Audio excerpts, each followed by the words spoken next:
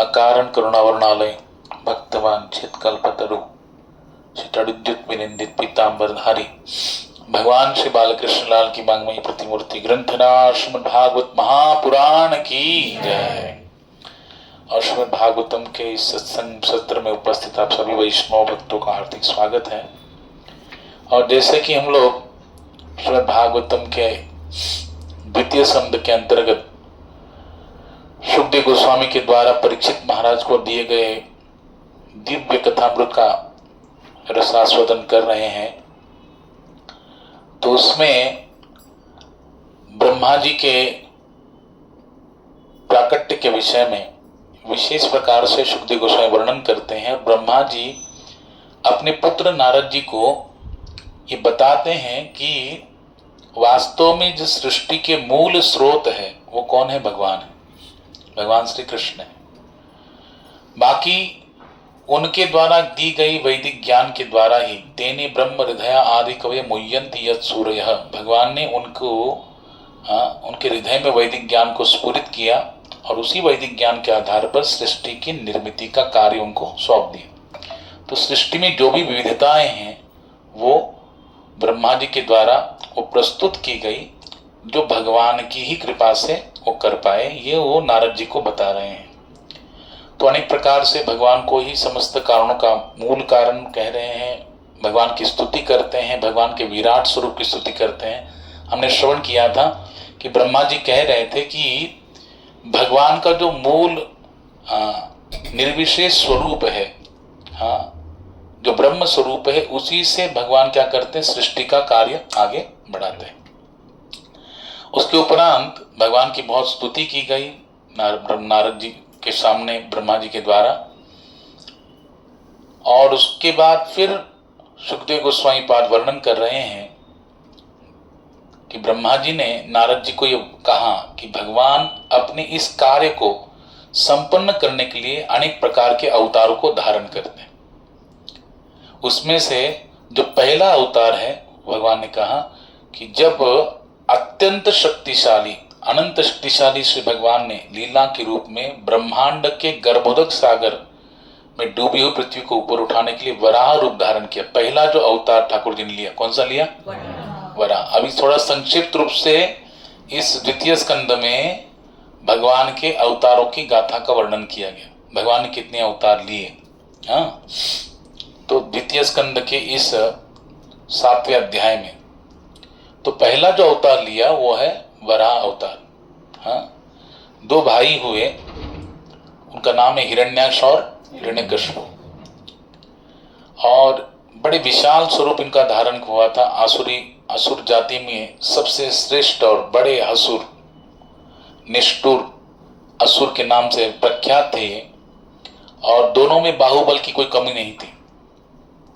इसलिए जब हिरण्याक्ष ने बाहुबल को प्रयोग करने के लिए अनेक प्रकार के लोगों को आह्वान दिया, यहां तक कि जल के देवता वरुण देव को भी आह्वान दिया,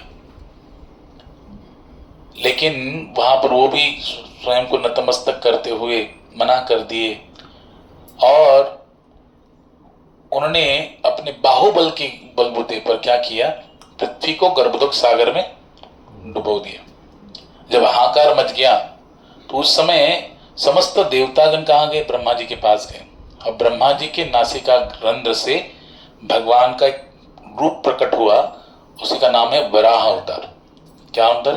वराह। भगवान ने वराह रूप धारण किया, और जब धारण किया बड़ा सूक्ष्म रूप धारण किया था, लेकिन धीरे धीरे भगवान ने उस वराह अवतार को विराट स्वरूप में धारण करके फिर गर्भोदक सागर से पृथ्वी को अपनी दंष्ट्राओं पर, है ना, धारण करके फिर क्या किया? उसको बाहर लाके स्थित किया। उसके उपरांत हिरण्याक्ष का वध किया। हिरण्याक्ष के साथ भगवान का बड़ा गहरा युद्ध हुआ। गहन युद्ध होने के बाद उसके बाद जीव गोस्वामी पाद इस श्लोक के तात्पर्य बताते हैं कि भगवान ने पहले उसको कैसे मारा? बोले अपने हाथों से ही थप्पड़ मार के मार दिए। भागवत में भी ऐसे ही बताया कि पहले बहुत घनघोर युद्ध हुआ तो देवता लोग डर रहे थे, बहुत डर रहे थे कि इतना बड़ा असुर है, ठाकुर जी उसके साथ युद्ध कर रहे हैं, और जैसे जैसे रात्रि होती इनकी क्या होती है, देवताओं की शक्ति कम होती है और असुर की शक्ति बढ़ती जाती है। इसलिए भगवान क्यों देर कर रहे हैं इसको मारने के लिए, इसलिए बहुत प्रार्थना कर रहे थे, लेकिन आखिर में भगवान ने एक ही थप्पड़ लगा के उसको धराशायी कर दिया। और जब वो गिरा तो वहां पर समस्त देवता भगवान की स्तुति करते हैं, लेकिन डर डर के स्तुति करते हैं। उनको अभी भी विश्वास नहीं हो रहा कि एक थप्पड़ में कैसे कोई मर सकता है, इतना बड़ा असुर। हाँ, तो डर डर के स्तुति कर रहे, ऐसी स्तुति कर रहे हैं कि जिससे उसको भी बुरा न लगे अगर वो जिंदा हो तो, है ही नहीं, कहीं वो हमारा दुश्मन ना बन जाए फिर। हाँ, इसलिए ऐसी स्तुति करे जिसमें, यानी इतना बड़ा महान असुर भगवान आपने उसको मार दिया, इसके अंदर इतना बल था, ये था, ताकि उसको भी बुरा ना लगे। लेकिन बाद में भगवान भी सोचने लगे कि ये तो अभी भी डरे हुए हैं, तो भगवान ने फिर से चरण प्रहार किया, और उसको जब उसके शरीर पर प्रांत प्रहार किया, फिर देखा गया, तो फिर देवता लोग एकदम मुक्त हस्त से, मुक्त कंठ से भगवान की स्तुति गायन करते हैं। तो वहां पे वराह अवतार धारण किया ठाकुर जी ने। क्या किया, पृथ्वी को गर्भोदक सागर में जो हिरण्याक्ष में डुबाया था उसको फिर से स्थित किया, माता पृथ्वी को। तो इस प्रकार से ठाकुर जी पहले वराह अवतार धारण करते हैं। लेकिन ये जो है, ये जब हाहाकार मचा तो देवतागण जब ब्रह्मा जी के पास गए तो ब्रह्मा जी ने क्या कहा कि एतो पार्षदो मह्यम जयो विजयो एवच, कि आप डरिए मत। क्यों नहीं डरिए, बोले ये जो है ना, ये दोनों जन भी, वो कौन है, बोले ये जय और विजय है। और मेरे जो पुत्र है सनत कुमार, वो कहाँ गए थे, बोलो भगवान के दर्शन के लिए गए थे। यहाँ पर उन्होंने, जय विजय ने उनको रोक के रखा, और उसके कारण फिर सनत कुमार ने उनको श्राप दिया, जिसके कारण उनको 3 जन्म असुर कुल में जन्म लेना पड़ा। वही पहला जन्म क्या है, हिरण्याक्ष और हिरण्यकश्यप। किसके पुत्र है, कश्यप ऋषि, कश्यप ऋषि के पुत्र है ये। और इनकी माता का नाम क्या है, दिति। दिति से सारे क्या हो गए, दैत्य प्रकट हो गए। और अदिति जो है कश्यप ऋषि की पत्नी, उससे सारे आदित्य यानी देवता प्रकट हुए। तो वही वो भगवान के 2 पार्षद है जय और विजय, वही क्या बने हैं, बोलो हिरण्याक्ष और हिरण्यकश्यप बने। तो भगवान ने पहला जो अवतार लिया, ये क्या किया, अपने नथुनों पे, जीव गोस्वामी पाद कह रहे हैं कि पहले थप्पड़ लगा के मारा, बाद में अपने जो दंष्ट्रा है, भगवान के जो दांत है तीक्ष्ण, 2 दांत है, उसके द्वारा फिर उसके शरीर को भेद दिया। समझा कि नहीं, यहाँ पर लिखा गया है कि फिर अपने लंबे दाढ़ों से भगवान ने उसको, उसके शरीर को भेद डाला। विश्वनाथ चक्रवर्ती ठाकुर भी इस कथन की पुष्टि करते हैं, हमारे आचार्य है विश्वनाथ चक्रवर्ती ठाकुर और जीव गोस्वामी पाद। जीव गोस्वामी पाद के द्वारा सेवित विग्रह कौन से हैं, राधा दामोदर, है कि नहीं। तो आज से श्री राधा दामोदर कार्तिक मास का क्या हो गया, प्रारंभ हो गया। 7 तारीख से लेकर 4 नवंबर तक क्या है, राधा दामोदर कार्तिक मास है। और इसमें ज्यादातर इसको क्या करना चाहिए, भगवान को दीपदान करना चाहिए, और नियम सेवा आज से प्रारंभ होती है भगवान को संतुष्ट करने के लिए। तो प्रथम अवतार जो है वो भगवान ने कौन सा लिया, वराह अवतार। दूसरा बताते हैं कि ब्रह्मा जी ने, जब भगवान ने उनको ऑर्डर दिया कि आप सृष्टि का निर्मिति करो, तो उसके बाद ब्रह्मा जी ने अपने बहुत सारे पुत्रों को जन्म दे दिया। उसके उपरांत एक उनके वामांग से एक स्त्री को प्रकट किया, और दक्षिणांग से एक पुरुष को प्रकट किया। उन्हीं का नाम क्या है, मनु और शत्रुपा महारानी।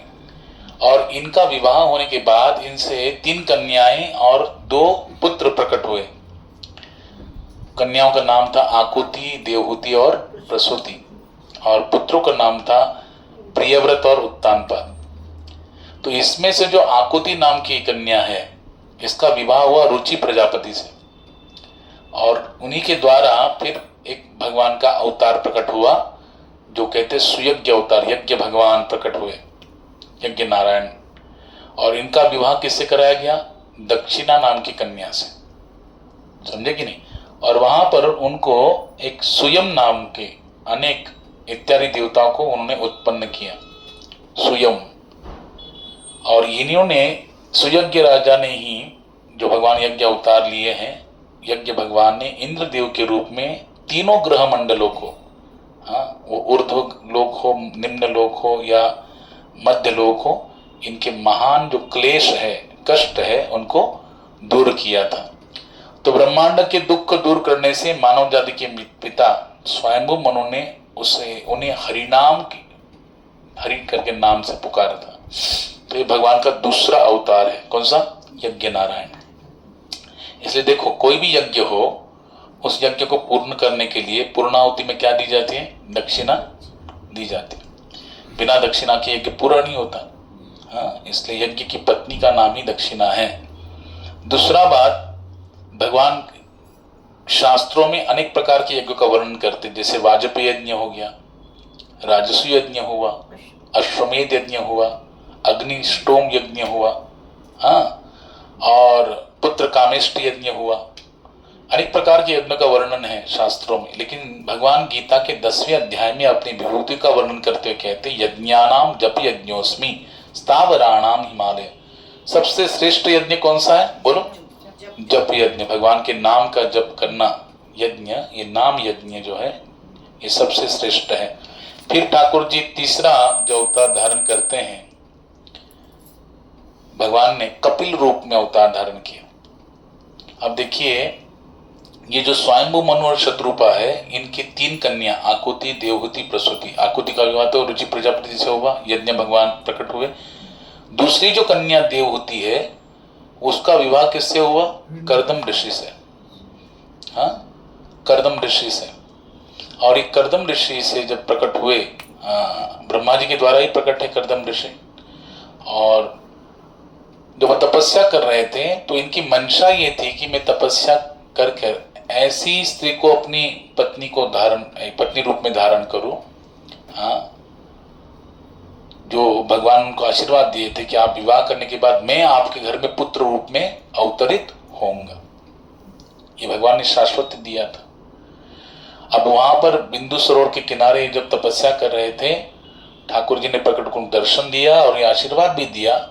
तो कपिल भगवान के यहाँ पर जैसे ठाकुर जी ने उनको दर्शन देकर आश्वस्त किया, उसके 2 दिन बाद स्वयंभू मनु अपनी कन्या देवहूति को लेके आए और कपिल भगवान के साथ उन्होंने विवाह करने का प्रस्ताव रखा। उस समय कपिल भगवान ने एक शर्त रखी कि देखिए, मैं विवाह करूंगा आपकी कन्या से, लेकिन मेरी एक शर्त है कि विवाह के उपरांत जैसे संतान उत्पत्ति होगी, संतान उत्पत्ति होने के बाद ही मैं आपकी कन्या को छोड़कर वन में चला जाऊंगा। ये अगर शर्त आपको मंजूर है तो ही मैं आपकी कन्या से विवाह करूंगा।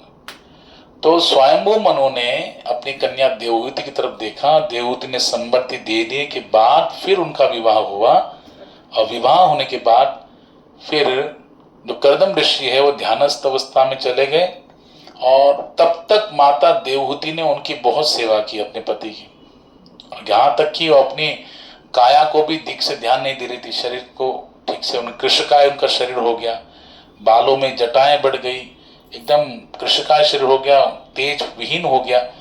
तो सेवा करते करते इतनी कृष्णकाय हो गई। फिर जब उनका तपस्या पूर्ण हुआ, उसके उपरांत कर्दम ऋषि अपनी पत्नी को देखते हैं तो उसकी इच्छाओं को पूछते हैं कि आपकी इच्छा क्या है। तो उन्होंने कहा कि मुझे पुत्र संतति चाहिए। फिर बिंदु सरोवर में उनको स्नान करने के लिए भेजते हैं। सहस्त्र कन्याएं प्रकट होकर उनका श्रृंगार करती हैं, और फिर अपनी इच्छा से, अपने संकल्प से उन्होंने एक कामद विमान जो है वो प्रकट किया। उस विमान पे आरूढ़ होकर 9 कन्याओं को उन्होंने क्या किया? बोलो, जन्म दिया। कामद विमान पर उनको अपनी पत्नी को सवार करके अनेक प्रकार के वनों में, अनेक प्रकार के सुंदर बाग बगीचों में वो भ्रमण करते करते उस काल में उनको 9 कन्याएं हुई। तो कर्दम ऋषि विचार करने लगे कि भाई, मैं तो एक संतति होते ही वन में चले जाने के लिए शर्त रखी थी, लेकिन यहाँ पर तो क्या हो गया, 9 कन्याएं हो गई, तो मुझे जाना चाहिए। तब माता देवहूति कहती है तो कन्याएं हैं, ये तो विवाह करके अपने ससुराल में चली जाएंगी, तो मेरा आधार कौन रहेगा? आप भी वन में चले जाएंगे तो कर्दम ऋषि को भगवान की वो बात याद आई कि भगवान ने कहा था कि मैं आपके घर में स्वयं पुत्र रूप में अवतरित होऊंगा। फिर कर्दम ऋषि वहां कुछ देर रुक गए, कुछ दिन, और उसके बाद ठाकुर जी कर्दम ऋषि और माता देवहूति के घर में कपिल भगवान के रूप में अवतरित हुए। और उस समय कर्दम ऋषि फिर अपना वन में चले गए, और फिर माता देवहूति कपिल भगवान के सन्मुख आके बैठ के और फिर उनसे उपदेश प्राप्त करती है। उनकी जो बहनें थी, 9 कन्याएं, 9 बहनें थी ना उनकी, कपिल भगवान की, उनका 9 ऋषि कुमारों से क्या हो गया, विवाह करा दिया गया ब्रह्मा जी के द्वारा। अत्रि की जो कन्या है, अत्रि की जो वाइफ है, वो कौन है, अनुसुईया। वशिष्ठ जी को अरुंधति, ये उनकी वाइफ का नाम। वो सब किसकी कन्या है, कर्दम ऋषि की। तो ये दिव्य ऋषि कुमार को दी गई। कपिल भगवान के पास माता देवहूति ने उपदेश प्राप्त किया, दिव्य उपदेश प्राप्त किया, और उपदेश प्राप्त करके अपने भगवत धाम को प्राप्त हो गई। इसी प्रकार से कपिल भगवान जो है, ये कपिल अवतार भगवान का, ये सांख्य दर्शन को प्रकट किया भगवान ने। कौन सा दर्शन, सांख्य दर्शन को प्रकट किया, सांख्य दर्शन के उद्गाता। इसलिए कपिल अष्टाध्यायी, 8 अध्याय में इन्होंने उपदेश किया है माता देवहूति को, 3 स्कंद में। तो हम लोग आगे श्रवण करेंगे। तीसरा अवतार ठाकुर जी का श्रीमद् भागवतम में वर्णन किया गया है। फिर उसके उपरांत चौथा अवतार जो है महर्षि अत्रि, ये भी ब्रह्मा जी के मानस पुत्र है। मरीचि, अत्रि, अंगिरा, पुलस्य, क्रतु, भृगु, दक्ष और नारद, ये 10 पुत्र है नारद ब्रह्मा जी के मानस पुत्र। उसमें से अत्रि जो है, उनका विवाह किससे हुआ, कर्दम ऋषि की कन्या अनुसुईया से हुआ। और उनको इच्छा थी कि हमको संतति प्राप्त हो, इसलिए उन्होंने बहुत तपस्या की, और तपस्या करने के बाद भगवान प्रसन्न हुए। तीनों भगवान प्रसन्न हुए, ब्रह्मा, विष्णु और महेश, तीनों प्रसन्न हुए। और फिर उनके शंकर जी के कृपा से उनके घर में दुर्वासा ऋषि का प्राकट्य हुआ। ब्रह्मा जी के अंश स्वरूप उनके घर में चंद्रमा प्रकट हुए। चंद्रमा ही किसके पुत्र है, अत्रि अनुसुईया के, समझे। दुर्वासा ऋषि किसके पुत्र है, अत्रि अनुसुईया के। और भगवान श्री विष्णु की कृपा से उनके अंश स्वरूप प्रकट हुए दत्तात्रेय भगवान। तो दत्तात्रेय भगवान ये अत्रि और अनुसुईया के घर में प्रकट हुए। यहाँ पर बहुत सुंदर प्रकार से प्रभुपाद जी वर्णन करते हैं कि देखो, वास्तव में देखा जाए तो भगवान ही सबके क्या है, माता पिता है कि नहीं। त्वमेव माता च पिता त्वमेव बंधुश्च सखा त्वमेव। अब भगवान ही सबके माता पिता है। भगवान गीता में कहते पितामहस्य जगतो माता धाता पितामह वैद्यम पवित्रो ओंकार ऋकसाम यजुरेव च। मैं ही समस्त जगत की क्या हूं, माता हूं, पिता हूं, पितामह हूं, ये ठाकुर जी कहते हैं। लेकिन भगवान सबके माता पिता है। भगवान का कोई माता पिता तो है नहीं, भगवान ही सबके आदि है। हम आदिरि देवानाम, भगवान का कोई आदि नहीं है, भगवान किससे। लेकिन फिर भी शास्त्र में 5 प्रकारों के रसों का वर्णन है, शांत, दास्य, सख्य, वात्सल्य और माधुर्य। उसमें से वात्सल्य रस ऐसा है जहां पर ठाकुर जी को क्या करता है, शुद्ध भक्त क्या करते हैं, ठाकुर जी को अपने पुत्र रूप में क्या करते, वर्ण करते हैं। जबकि भगवान ही सबके पिता है, वही सबके पालन करता है, लेकिन फिर भी उन ठाकुर जी को क्या बना के वात्सल्य भाव से सेवा करते हैं, पुत्र मान के। जैसे नंद महाराज, यशोदा, कौशल्या, दशरथ जी, वामन भगवान को आदित्य और कश्यप ऋषि प्रेम करते हैं। यानी भगवान अपने माँ पिता होने के बावजूद भी पितृ रूप में आकर अपने भक्त के प्रेम का जो भाव है उसको स्वीकार करते हैं, प्रेम भाव को स्वीकार करते हैं। तब भगवान अपनी जो पितत्व है, जो पिता होने का जो उनका अधिकार है, उसको भूल जाते हैं। वो सबको विस्मरण करके अपने भक्त के वात्सल्य के अधीन हो जाते हैं। इसलिए देखो, आप भागवतम के दशम स्कंद को श्रवण करेंगे तो माता यशोदा ने भगवान का जो सेवा किया, उस समय भगवान की सेवा से प्रसन्न होकर 2 बार ब्रह्मांड का दर्शन कराए। कितनी बार? 2 बार। एक बार माता यशोदा बैठी थी और अपने गोद में बैठी थी, भगवान को लेके दुग्धपान करा रही थी, और ये सोचते हुए कि इतना वात्सल्य पूरित होकर दुग्धपान करा रही कि ठाकुर जी भी ग्रहण करते जा रहे। एक अकस्मात माता यशोदा को ऐसा लगा कि ठाकुर जी कब से दुग्धपान कर रहे हैं, कहीं उनको अपच ना हो जाए। ये चिंता जैसे हुई तो भगवान ने क्या किया, दुग्ध पीना बंद कर दिया। और जैसे ही भगवान ने फिर क्या किया, जमाई ली, तो भगवान के मुख में माता यशोदा को क्या दिखा, ब्रह्मांड का पहला दर्शन हुआ, पहली बार हुआ। अब दूसरी बार कब हुआ, जब भगवान ने ब्रह्मांड घाट, आप गोकुल में जाएंगे, पुरानी गोकुल में तो एक घाट है, ब्रह्मांड घाट है कि नहीं, उस यमुना घाट पे भगवान ने क्या किया, बोलो, मिट्टी खाई थी। और फिर दाऊ जी और समस्त ग्वाल बालों ने जब कंप्लेंट किया, तब माता देवहूति, सॉरी माता यशोदा पूछती है, तब भगवान ने उनको फिर से मुंह खोल के दिखाया, तो उसमें भगवान ने माता यशोदा को दूसरी बार ब्रह्मांड का दर्शन कराया था। तो ये जो है माता यशोदा का भगवान के प्रति जो भाव है, अच्छा दिखाने के बाद माता यशोदा का भाव चेंज हो गया कि अरे तो क्या भगवान है, हमने कितने सारे अपराध कर दिए। तो ठाकुर जी कैसे लीला करते हैं, ठाकुर जी चाहते हैं भैया योग माया के द्वारा भगवान अपनी सारी लीलाएं क्या करते हैं, संकलित करते हैं। वहां पे जो भी लीला प्रदर्शित करते ठाकुर जी इस धराधाम पे, वो योग माया का आश्रय लेकर, योग माया को आधार लेकर करते हैं, क्योंकि योग माया ही सारा अरेंजमेंट करती है ठाकुर जी का लीला का। तो भगवान ने क्या किया, सोचा कि अगर मैया मुझे भगवान मान लेंगी तो जो वात्सल्य रस में उनका आस्वादन करने आया हूं, कि मेरे पुत्र रूप में मुझे प्रेम कर रही है, वो प्रेम करना क्या कर देंगे, बंद कर देंगे, वो आस्वादन में नहीं कर पाऊंगा। इसलिए भगवान ने सोचा कि नहीं नहीं, इसको भुला देना चाहिए। तो भगवान ने योग माया का आवरण फिर से डाला और क्या कर गया, माता यशोदा को पूरा विस्मरण हो गया। और पुनश्च जब मुख खोल के देखा तो कुछ भी नहीं था। समझ में आ रहा है ना। तो भगवान क्या करते, नाहम प्रकाश से सर्वस्व योग माया समावृतः, भगवान जब चाहे अपनी माया के द्वारा सब कुछ विस्मरण कर सकते। इसलिए भगवान ने गीता के 15वें अध्याय में कहा, मत्त स्मृतिर ज्ञानम अपोहनंच। तीन चीजें ठाकुर जी देते, स्मृति, विस्मृति और ज्ञान। विस्मरण शक्ति, उनको भूलने की शक्ति भी कौन देते हैं, ठाकुर जी देते हैं। इसलिए देखो माता यशोदा भूल गई कि नहीं भूल गई, विस्मरण हो गया उनको।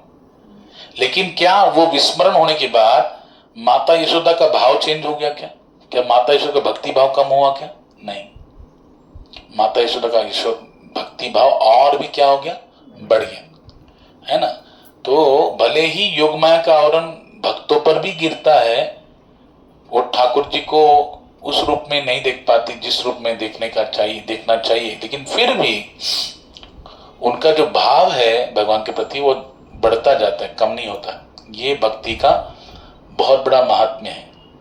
तो यहाँ पर कपिल भगवान ठाकुर जी के यहाँ पर प्रकटित हो गए, देवती माता के यहाँ पर, तो वो भी प्रेम कर रही है, उनके उपदेश प्राप्त कर रही है। दूसरा बात, अत्रि अनुसुईया के यहाँ पे जब भगवान दत्तात्रेय के रूप में आते हैं तो उस समय भी वो क्या करते हैं, वात्सल्य से पूरित होकर उनकी क्या करते हैं, सेवा ही तो करते हैं, है ना। चाहे वो राम के रूप में आए, चाहे कृष्ण के रूप में आए, चाहे वामन बन के आए, चाहे दत्तात्रेय बन के आए, चाहे कपिल बन के आए, हाँ, वो क्या करते हैं, उनकी सेवा का ही भाव रखते हैं। तो भगवान का सेवा करने का सबसे बड़ा उत्तम, अनेक प्रकार से भगवान से संबंध स्थापित करके हमको प्रेम प्राप्त करना है, ये उद्देश्य होता है। तो महर्षि अत्रि और अनुसुईया, इन्होंने जो संतान प्राप्ति के लिए प्रयास किया था, वहां पे दत्तात्रेय भगवान आए और इन्हीं दत्तात्रेय भगवान जो क्या दिखाते हैं, एक विरक्त वैराग्य का स्वरूप धारण करके वो विचरण करते थे वनों में। भागवतम के 11वें स्कंद में वर्णन है, उन्होंने अपने जीवन में धारण किए हुए 24 गुरु का वर्णन किया है कि दत्तात्रेय भगवान ने अपने जीवन में कितने गुरु धारण किए, 24 शिक्षा गुरु धारण किए, जिनसे उन्होंने क्या किया, आध्यात्मिक शिक्षा प्राप्त किया दत्तात्रेय भगवान ने। यदु महाराज को वर्णन करके बताते हैं।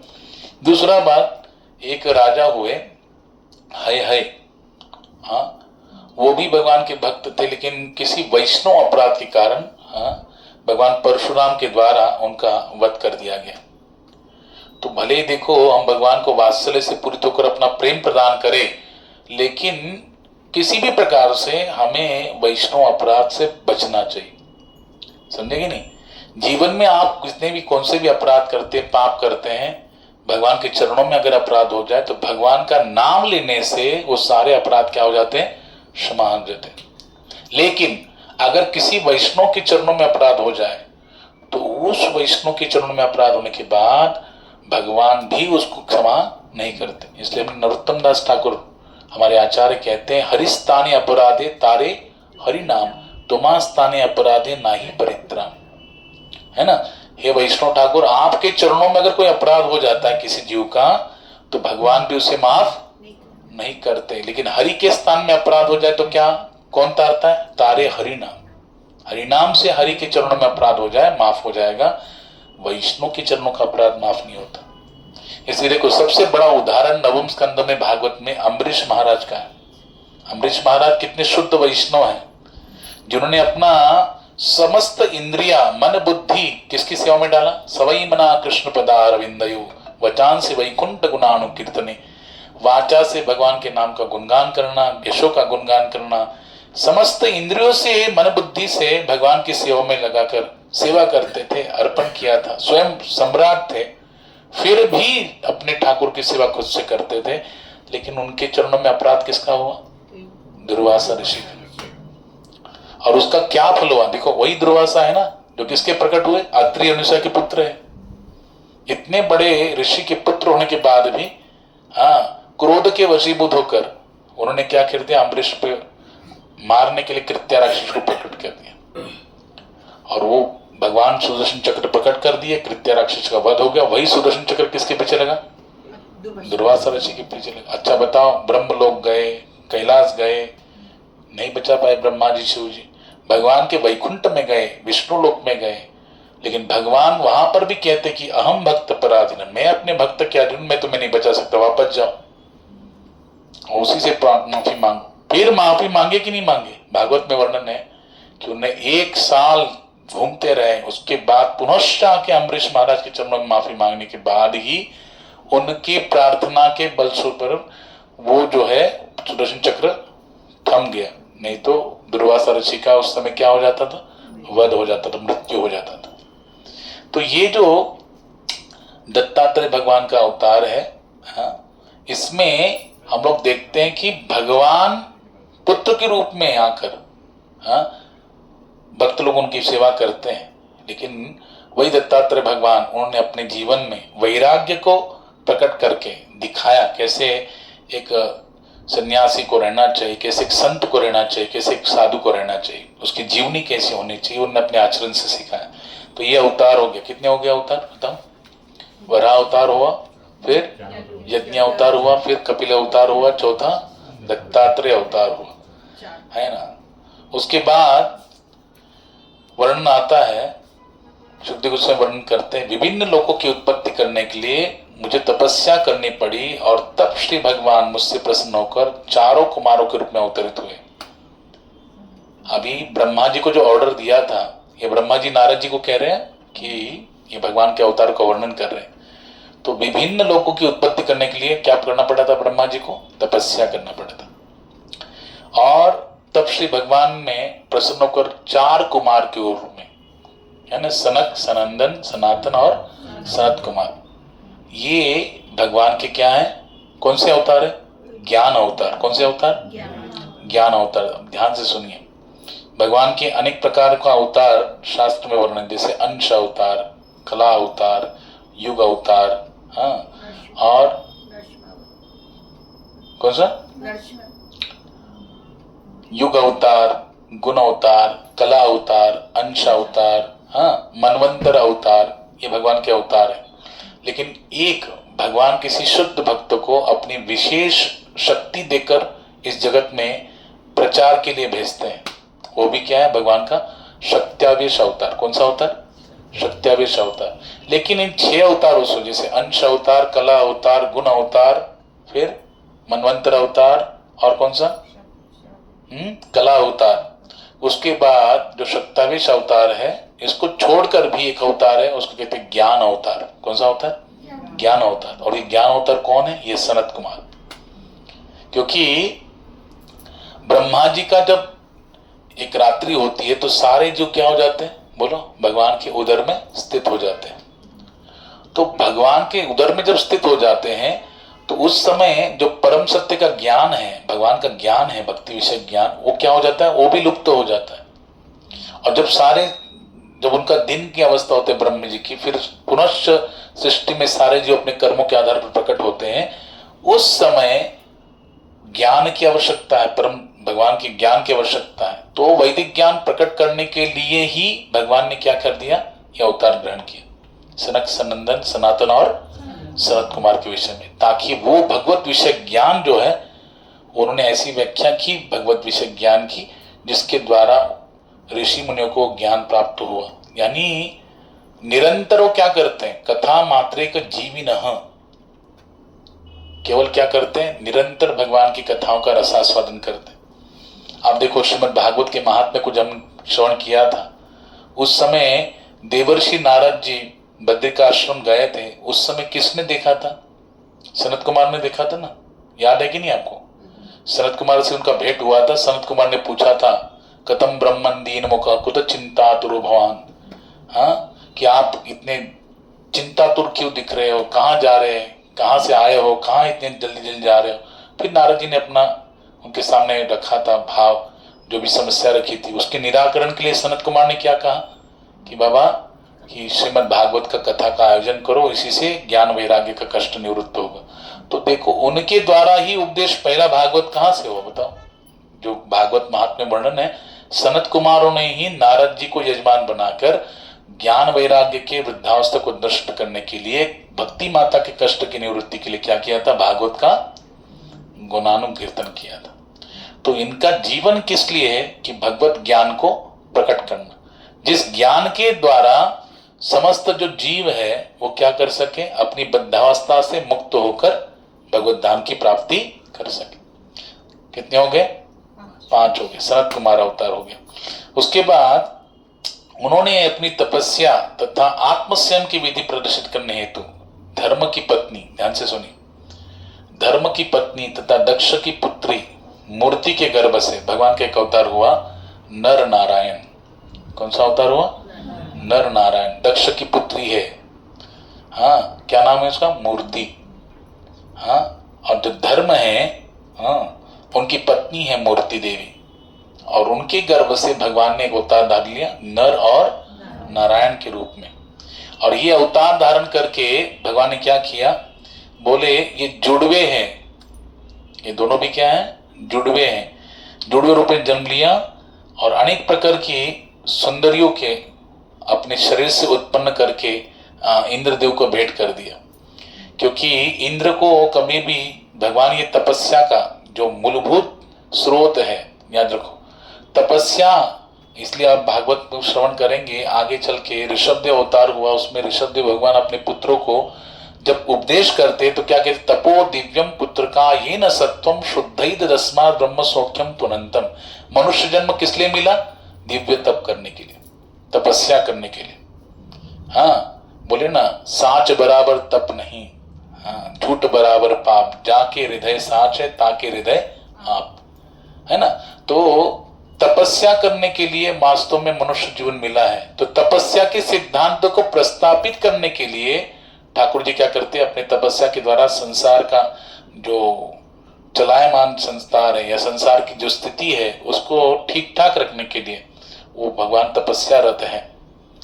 और देखो भगवान जब तपस्यारत रहते हैं तो कहते हैं कि 3 हमारे वर्णाश्रम धर्म पद्धति में भगवान ने जो चातुर्वर्ण न्याय सिस्टम गुण कर्म विभागशा गीता में कह रहे 4 वर्ण 4 आश्रम की स्थापना की।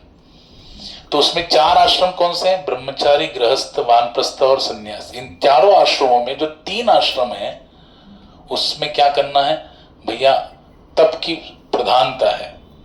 क्या तप की प्रधानता है? कि अपने इंद्रियों को संयमित करना है, नियंत्रित करना है, अपने सेंसेस को नियंत्रित करना है, अपनी इच्छाओं को, अपनी कामनाओं को नियंत्रित करना है। इसमें 3 आश्रमों में ब्रह्मचारी, वानप्रस्थ और सन्यास, इसमें क्या करना, अगर कोई पुरुष है तो वो क्या करता है, वो स्त्री से थोड़ा अंतर रखकर अपने जीवन को यापन करता है। वहां पे स्त्री के साहचर्य का त्याग है।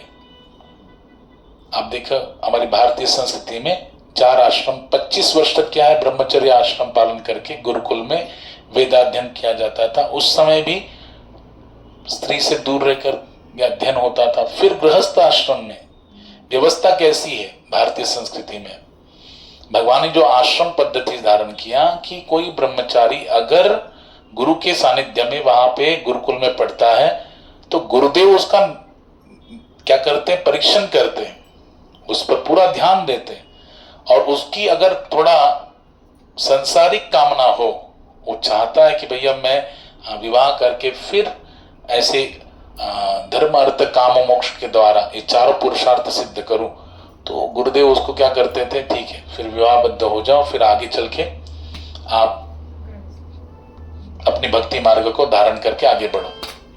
लेकिन याद रखिए कैसा ये पद्धति होता था, 25 वर्ष तक ब्रह्मचर्य अवस्था, उसके बाद 25 से लेकर 50 तक क्या करना है, गृहस्थ अवस्था।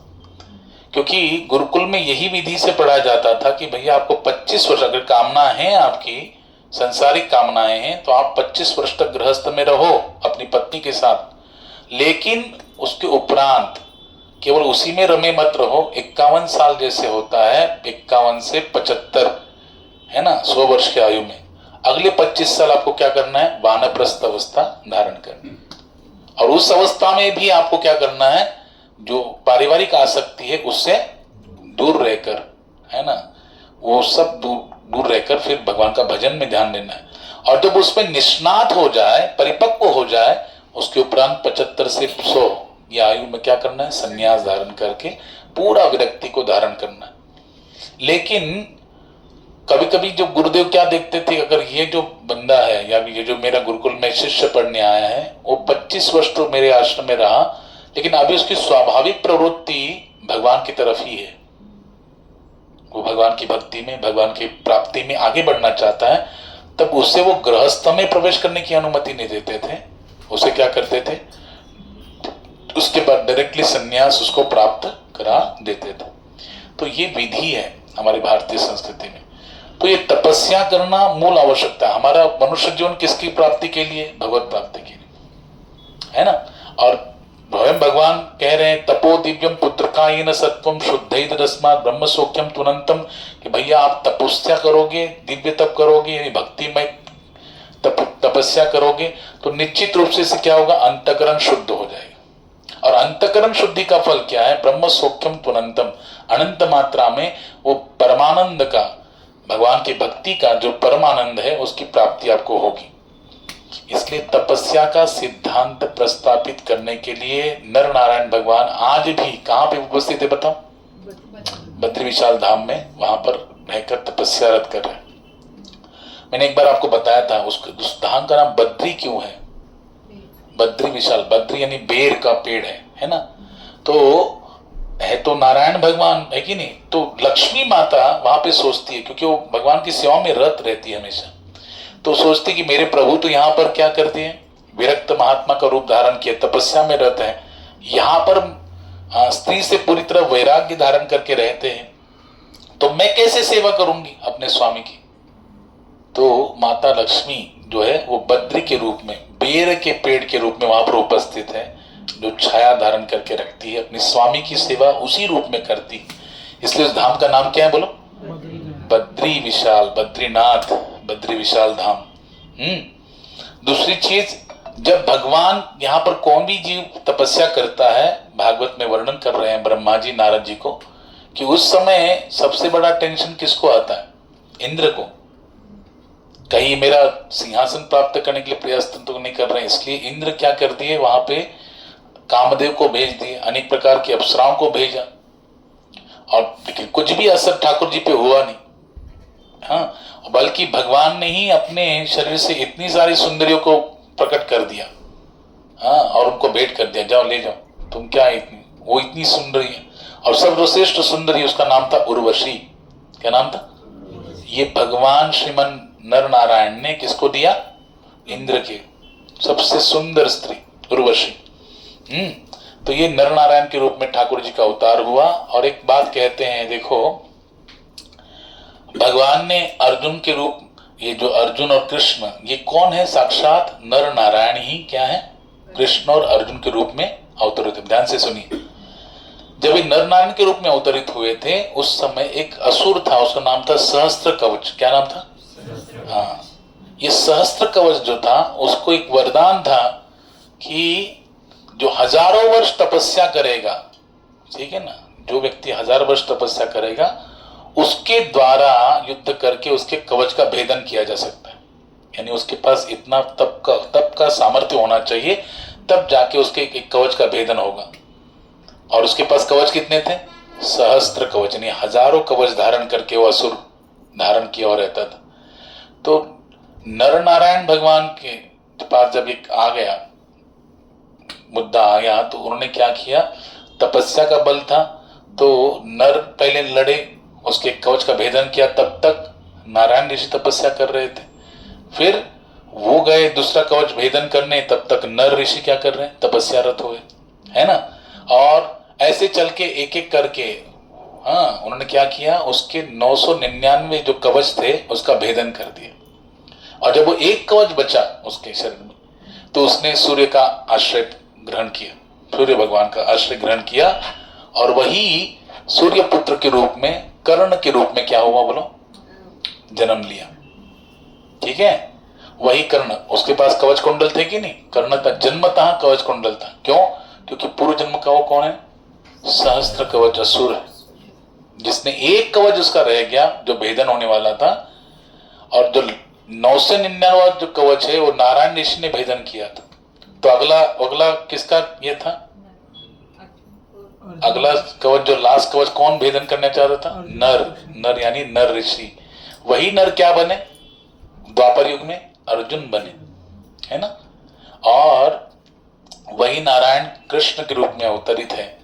तो अभी इस वर्ष, इस बार किसका ये है, किसकी विधि है, कौन सा, किसका स्टेप आगे बढ़ेगा, किसका चांस है? अर्जुन का और नर का। इसलिए अर्जुन के द्वारा उस कर्ण का क्या किया गया? वध किया गया, है ना। हाँ, क्योंकि सहस्त्र कवच का जो 999 कवच है नारायण ऋषि ने भेदन किया था, अभी नर ऋषि उसका भेदन करेंगे, उनकी बारी थी, इसलिए उन्होंने भेदन किया। तो बताओ कैसे भगवान का अरेंजमेंट है? हाँ, भगवान का अरेंजमेंट कितना अच्छा। भगवान ने जो भी किया कर्ण के लिए, उस असुर के लिए, वो क्या मंगलदायक है कि अमंगल है? बताओ कैसा है? ठाकुर जी कुछ भी करते हैं इस जगत में हर जीव के लिए, चाहे वो असुरी प्रवृत्ति का हो चाहे वो दैवी प्रकृति का हो, कैसा भी क्यों ना हो, सब तो है तो भगवान के पुत्र ही ना। हाँ, इसलिए भगवान जो भी किसी भी जीव के साथ ये करते, बर्ताव करते हैं, वो सब क्या है बोलो? ये भगवान का कृपा ही है और मंगलमय है। वो क्या है? वो मंगलमय है। जैसे एक राजा अपने मंत्रियों के साथ, हाँ, कभी भी जाता था, बाहर जाता था, मंत्री और सैनिकों के साथ जाता था शिकार के लिए, लेकिन एक बार, हाँ, उसका क्या कर दिया, उसने प्रत्यंतर चढ़ाई, उसमें उसका अंगूठा कट गया।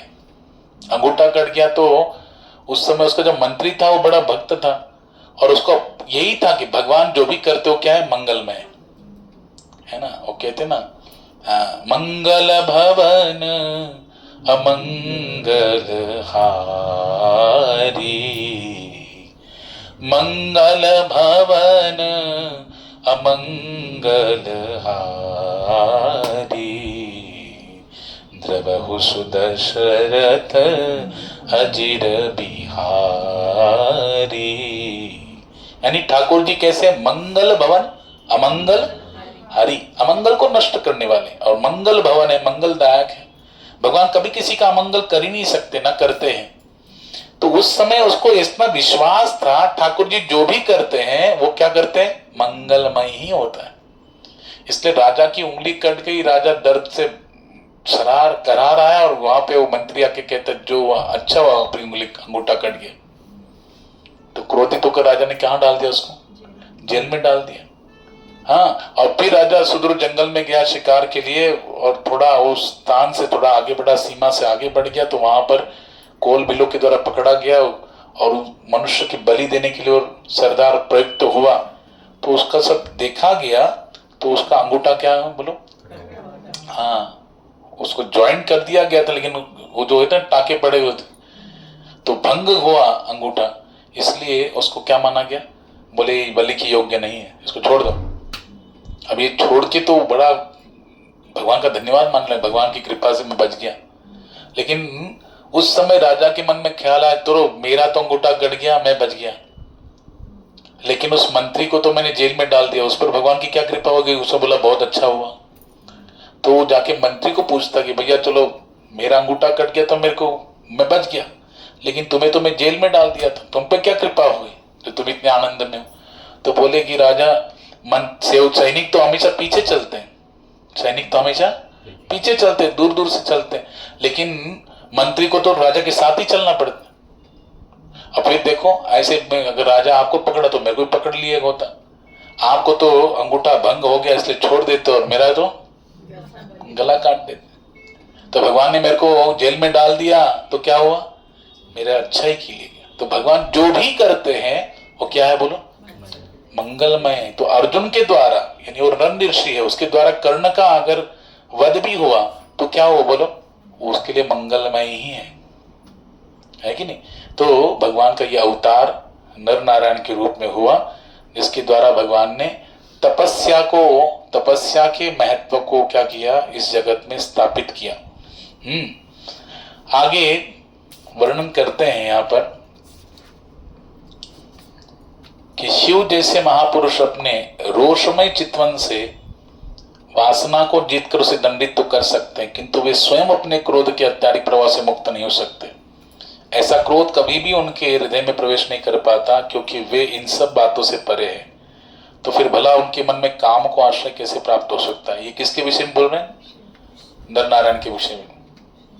भगवान शिव के सामने जब कामदेव ने प्रयास किया उनको परास्त करने के लिए, भगवान शिव ने तीसरा नेत्र से क्या किया था, काम को भस्म किया था। वही कामदेव क्या बना था बोलो, भगवान श्री कृष्ण का पुत्र के रूप में अवतरित हुआ, उसका नाम है प्रद्युम्न, है कि नहीं। और नारद जी ने बताया कि तुम्हारा वही पति है, जाओ वहां पर अवतरित हुआ है। अच्छा, जब ये अवतरित हुए कामदेव, क्योंकि किसके पुत्र है, रुक्मिणी और कृष्ण के प्रथम पुत्र का नाम क्या है, प्रद्युम्न। ये प्रसिद्ध कुरु में थे, आकाशवाणी के द्वारा शंबरासुर को पता लगा कि भैया ये जो है कृष्ण और रुक्मिणी का जो प्रथम पुत्र है, इसके द्वारा तुम्हारा वध होने वाला है। उसने प्रसिद्ध गृह से ही उनको क्या कर दिया, अपहरण कर लिया प्रद्युम्न का, और आकाश मार्ग से समुद्र में उसको फेंक दिया। एक बड़ी मछली ने उसको निगल लिया, वही मछली उसके किचन में आ गई, पाकशाला में, किसके, शंबरासुर की। उसको कटिंग किया गया तो बालक प्रकट हुआ। नारद जी ने कहा था, कामदेव की पत्नी का नाम है रति, क्या नाम है बोलो, रति। उसको कहा था कि तुम्हारा पति वहां पर है, जाओ। और वो रति वहां पर दासी बनकर सेवा करने लगी। उस जो बालक था उसका लालन पालन करके बड़ा किया। उसके उपरांत फिर उसके सामने प्रयुक्त किया कि मैं ही तुम्हारी पत्नी रति हो और तुम कामदेव हो, समझेगी नहीं। तो बताओ, ठाकुर जी के ही गुण अवतार में भगवान शिव है, लेकिन उन्होंने क्रोध से क्या किया था, काम को क्या करते, नष्ट किया था। लेकिन यहाँ पे नर नारायण ऋषि के सामने जब वो कामदेव अपनी प्रयास करने लगा तो भगवान ने उसका वध किया क्या, नहीं। भगवान ने क्या किया, बल्कि अपनी शरीर से इतनी सारी सुंदरियां प्रकट करके दे दी। बोले ले जाओ, तुम क्या मेरे को मोहित करना चाहते हो, ले इतनी सारी सुंदरियां भगवान ने प्रकट करके दी, सबसे सुंदरी उर्वशी को दे दिया। तो भगवान, क्रोध जिनके अंदर नहीं, क्रोध कैसे आता है, अगर कामना पूर्ण नहीं हुई तो क्या आता है, व्यक्ति को क्रोध आता है, समझे कि नहीं। इसलिए भगवान ने गीता में कहा, ध्यायतो विषयान पुंस संगस्तेषु उपजायते, संगात् संजायते कामा, कामात् क्रोधोऽभिजायते, क्रोधात् भवति सम्मोहः, सम्मोहात् स्मृतिविभ्रमः, स्मृतिभ्रंशात् बुद्धिनाशो, बुद्धिनाशात् प्रणश्यति। पहले विषय का चिंतन होगा, फिर उसकी संगति का इच्छा होगी, फिर वो काम प्रकट होगा। अगर वो कंप्लीट नहीं होगा तो क्या आएगा बोलो, क्रोध आएगा। क्रोध आएगा तो सम्मोहन होगा, और सम्मोहन होने के बाद क्या होता है, देखो एक उदाहरण है, पतंगा जो होता है ना, पतंगा क्या करता है, जब अग्नि को देखता है तो उसके अंदर कामना जगती, क्या करना कि मैं अग्नि में प्रवेश करूं, बराबर ना, अग्नि की संगति प्राप्त करने के लिए। लेकिन फिर क्रोध आता है कि अभी तक मुझे अग्नि क्यों नहीं प्राप्त हो रही है, और एक काम और क्रोध के कारण एक द्वंद्व प्रकट होता है, उसी से मोह प्रकट होता है, विपरीत ज्ञान। और ये मोह की अवस्था में क्या होता है, व्यक्ति को जो अनिष्टकारी चीज है, जो उसका नुकसान करने वाली है, वही उसे क्या लगती है, फायदेमंद लगती है कि इससे मुझे फायदा होगा।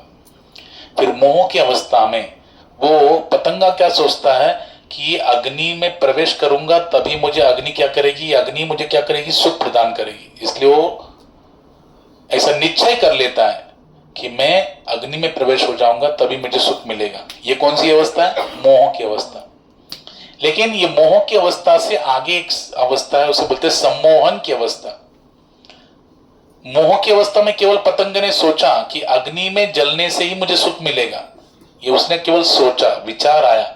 लेकिन सम्मोह की अवस्था ऐसी होती है जिसमें वो अग्नि में प्रवेश होने के लिए प्रयुक्त तो होता है, आगे बढ़ता है।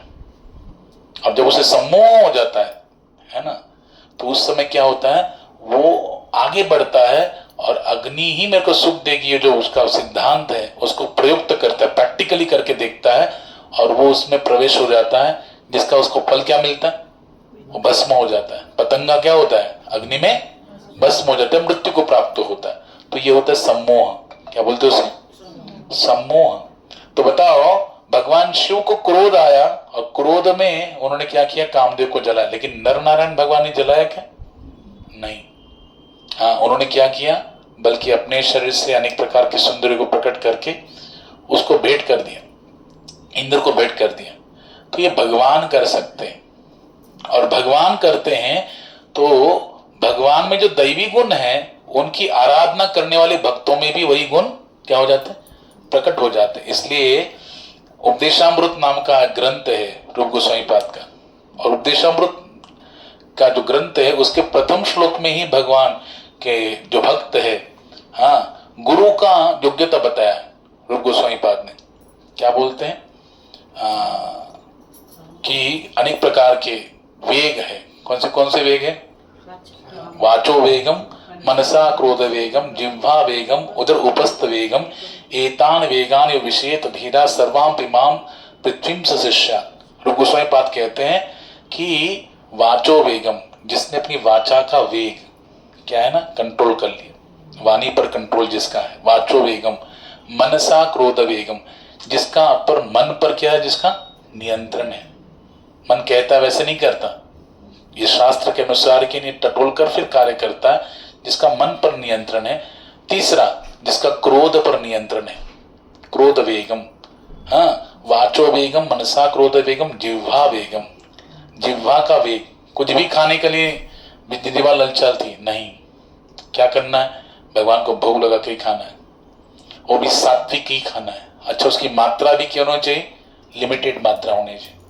हाँ, नियंत्रण पूरा किस पर होता है, जिह्वा पर। जिह्वा वेगम, उदर उपस्थ वेगम, भूख पर जिसका कंट्रोल है। हाँ, और उपस्थ वेगम, जिसका जन्नेन्द्रियों पर, हाँ, उस पर कंट्रोल है। ये 6 वेग जो क्या करता है, नियंत्रित करता है। वाचो वेगम, मनसा क्रोध वेगम, जिह्वा वेगम, उदर उपस्थ वेगम, एतान वेगान जो विषयेत धीरा सर्वाम पिमाम पृथ्वीम सशिष्यात्। वैसा व्यक्ति ही, जिन 6 चीजों पर जिसका नियंत्रण है, वही व्यक्ति पूरे पृथ्वी में, हाँ, शिष्य बनाने योग्य गुरु पद को प्राप्त कर सकता है, वो गुरु बन सकता है। तो एक गुरु की योग्यता रूप गोस्वामी पाद वर्णन करते हैं। तो बताओ, नर नारायण ऋषि जो तपस्यारत है ठाकुर जी, वो इसको स्थापन कर रहे कि नहीं, सिद्धांत को। वाचो वेगम, मनसा क्रोध वेगम, जिह्वा वेगम, उदर उपस्थ वेगम, एतान वेगान योषेत धीरा सर्वाम पिमाम पृथ्वीम सशिष्यात्। इसलिए आज भी 4 धाम में जो उत्तराखंड की तरफ उत्तर दिशा में है नर नारायण ऋषि का, सबसे डिफिकल्ट रास्ता कौन से धाम का है बताओ, 4 धाम का ही। जो गए हैं उनका अनुभव है कि नहीं। तो इतनी तपस्या, खड़तर तपस्या ठाकुर जी करते, क्यों, क्योंकि दिखाना चाहते कि भैया अपने सेंसेस को, अपने वेगों को, इन समस्त वेगों को आपको नियंत्रण करना पड़ेगा, तब जाके आप उस स्थिति को धारण कर सकते हो, उस स्तर तक आ सकते हो शुद्ध लेवल के, जिस लेवल में आने के बाद ठाकुर जी को हम प्राप्त कर सकते हैं। क्योंकि भगवान पवित्र है, भगवान को प्राप्त करने के लिए हमें भी क्या बनना पड़ेगा, उतना पवित्र और शुद्ध बनना पड़ेगा। इसलिए यहाँ पर भगवान का एक अवतार जो नर नारायण है, वो भगवान ने प्रकट किया। फिर कहते हैं, देखो, राजा की उपस्थिति में सौतेली माता के कटुवचन से अपमानित होकर राजकुमार ध्रुव बालक होते हुए भी वन में कठिन तपस्या करने लगे। अब भगवान ने उनकी प्रार्थना से प्रसन्न होकर उन्हें ध्रुव लोक प्रदान किया, जिसकी पूजा ऊपर तथा नीचे के लोकों में सभी मुनि करते। यानी तपस्या के सिद्धांत को यहाँ पर पुनश्च सुखदेव गोस्वामी वर्णन कर रहे हैं। और एक अवतार हुआ भगवान का, ध्यान से सुनिए। एक राजा थे, उनका नाम था अंग राजा। क्या नाम था? अंग। और बड़े भक्त थे, लेकिन उनके यहाँ पर एक पुत्र ने जन्म लिया, उसका नाम था वेन। बड़ा दुष्ट प्रवृत्ति का वेन था। इतना दुष्ट था कि जितने भी वैदिक शास्त्र के आदेश हैं सबकी क्या कर रहा था? अवहेलना कर रहा था, खंडित कर रहा था, उसको मानता नहीं था। और यहां तक कि इतनी अराजकता फैल गई, अंग राजा इतने दुखी हुए कि मैंने इसको प्राप्त किया, हाँ, उत्तम सुपुत्र मान के, लेकिन ये तो सुपुत्र की जगह क्या निकला? बोलो, कुपुत्र निकल गया। और कुपुत्र के कारण उसके दुख से दुखी होकर उन्होंने क्या कर दिया? वन में गमन कर दिया और संतों की संगति प्राप्त कर ली। और वहां पर वेन राजा जो है वो अपने आप को स्वामित्व भाव से प्रकट करने लगा, प्रदर्शित करने लगा कि मेरी पूजा करो, ये सब बाकी सब बंद करो। तो ऋषि मुनियों ने क्या किया? उसको समझाने का कोशिश किया, लेकिन वो समझा नहीं। तो ऋषि मुनि ने क्या किया? हाँ, उसको अभिमंत्रित जल से क्या कर दिया? उसको नष्ट कर दिया, मार दिया। अब वो मार तो दिया, लेकिन उस अभी राजा के बिना राज्य कैसे चलेगा? इसलिए वेन के शरीर का क्या किया गया? मंथन किया गया। और वेन के शरीर का मंथन करने के बाद भगवान के एक अवतार प्रकट हुआ, उसका नाम है पृथु अवतार। कौन सा अवतार? पृथु अवतार। और उसी शरीर से एक देवी प्रकट हुई, उसका नाम है अर्ची देवी। ये साक्षात लक्ष्मी स्वरूपा है ना, अर्ची देवी। तो पृथु अवतार ठाकुर जी ने धारण किया। उस समय पृथ्वी ने क्या कर दिया था, क्योंकि इतना पाप बढ़ गया था वेन के द्वारा, कि जब पाप बढ़ता है तो सबसे बड़ा भार किसको लगता है? माता पृथ्वी को। पाप का भार माता पृथ्वी सहन नहीं कर सकती। तो जितना भी उनके अंदर का जो अन्न धान्य का जो खजाना है, हाँ, अनाज के, वो प्रकट नहीं कर रही थी। तो वहां पर भगवान पृथु अवतार ने, हाँ, भगवान ने पृथु अवतार धारण करके पृथ्वी का क्या किया? दोहन किया। और वहां पर समस्त अन्न धान्य की जो विपुलता है उसको प्रकट किया। साथ में केवल कर्म का सिद्धांत नहीं दिया, वहां पर अपने प्रजाजनों को भक्ति का सिद्धांत भी क्या कर दिया? प्रकट करके वहां पे बताया। तो ये भगवान का कौन सा अवतार हुआ? पृथु अवतार। हाँ, ये पृथु अवतार भगवान ने लिया। पृथु रूप में अवतरित होकर शापित राजा वेन को नरक से उबारा और पृथ्वी का दोहन करके उससे समस्त प्रकार के उपज, जो भी अन्न धान्य है, उसको प्रकट किया था महाराज पृथु अवतार ने। और बताएं, जब ये राजा वेन प्रकट हुआ था, उसके कारण उसके पिता अंग को जाना पड़ा। तो वहां पे वो कह रहे हैं, भागवत में वर्णन आता है कि अंग राजा कहते हैं कि भगवान से कभी भी सुपुत्र की जगह कुपुत्र अगर पैदा हो तो वो बहुत अच्छा है व्यक्ति के लिए। क्यों? क्योंकि अगर सुपुत्र पैदा होता मेरे घर में तो मेरा उसके प्रति क्या होता? आसक्ति हो जाता। फिर मैं भगवान की भक्ति नहीं कर पाता, उसी में लगा रहता, उसी से प्रेम आसक्ति उस पर जड़ जाती, तो भगवान से कैसे आसक्ति होती? तो भगवान ने बड़ा दया किया कि मेरे को कुपुत्र दिया, जिसके कारण इतना कष्ट हुआ कि मैं उसके प्रति पूरा आसक्ति को त्याग करके, हाँ, कहाँ पे आया? वन में आया और संतों की संगति, भगवान की भक्ति करके अपने जीवन का उद्धार कर रहा हूं। तो आसक्ति, सांसारिक आसक्ति को तोड़ने के लिए भले कुपुत्र ही प्राप्त हो जाए, लेकिन देखो भक्त क्या करता है, उसमें भी भगवान का क्या देख रहा है? मंगल देख रहा है कि नहीं, कि भगवान मेरे लिए मंगलमय ये सब अवस्था प्रकट कर दिए। ये भक्त का भाव है। अच्छा, भगवान का एक अवतार हुआ, एक राजा हुए, उनका नाम था नाभि। क्या नाम था? नाभि राजा। और उनकी पत्नी का नाम था सुदेवी। तो उनके पुत्र के रूप में भगवान का अवतार हुआ, उसका नाम है ऋषभ देव। क्या नाम अवतार है? भगवान ऋषभ देव। और देखो, इस अवतार में भगवान ऋषभ देव जब प्रकट हुए तो इंद्र को बड़ा ये हुआ था, कष्ट हुआ था।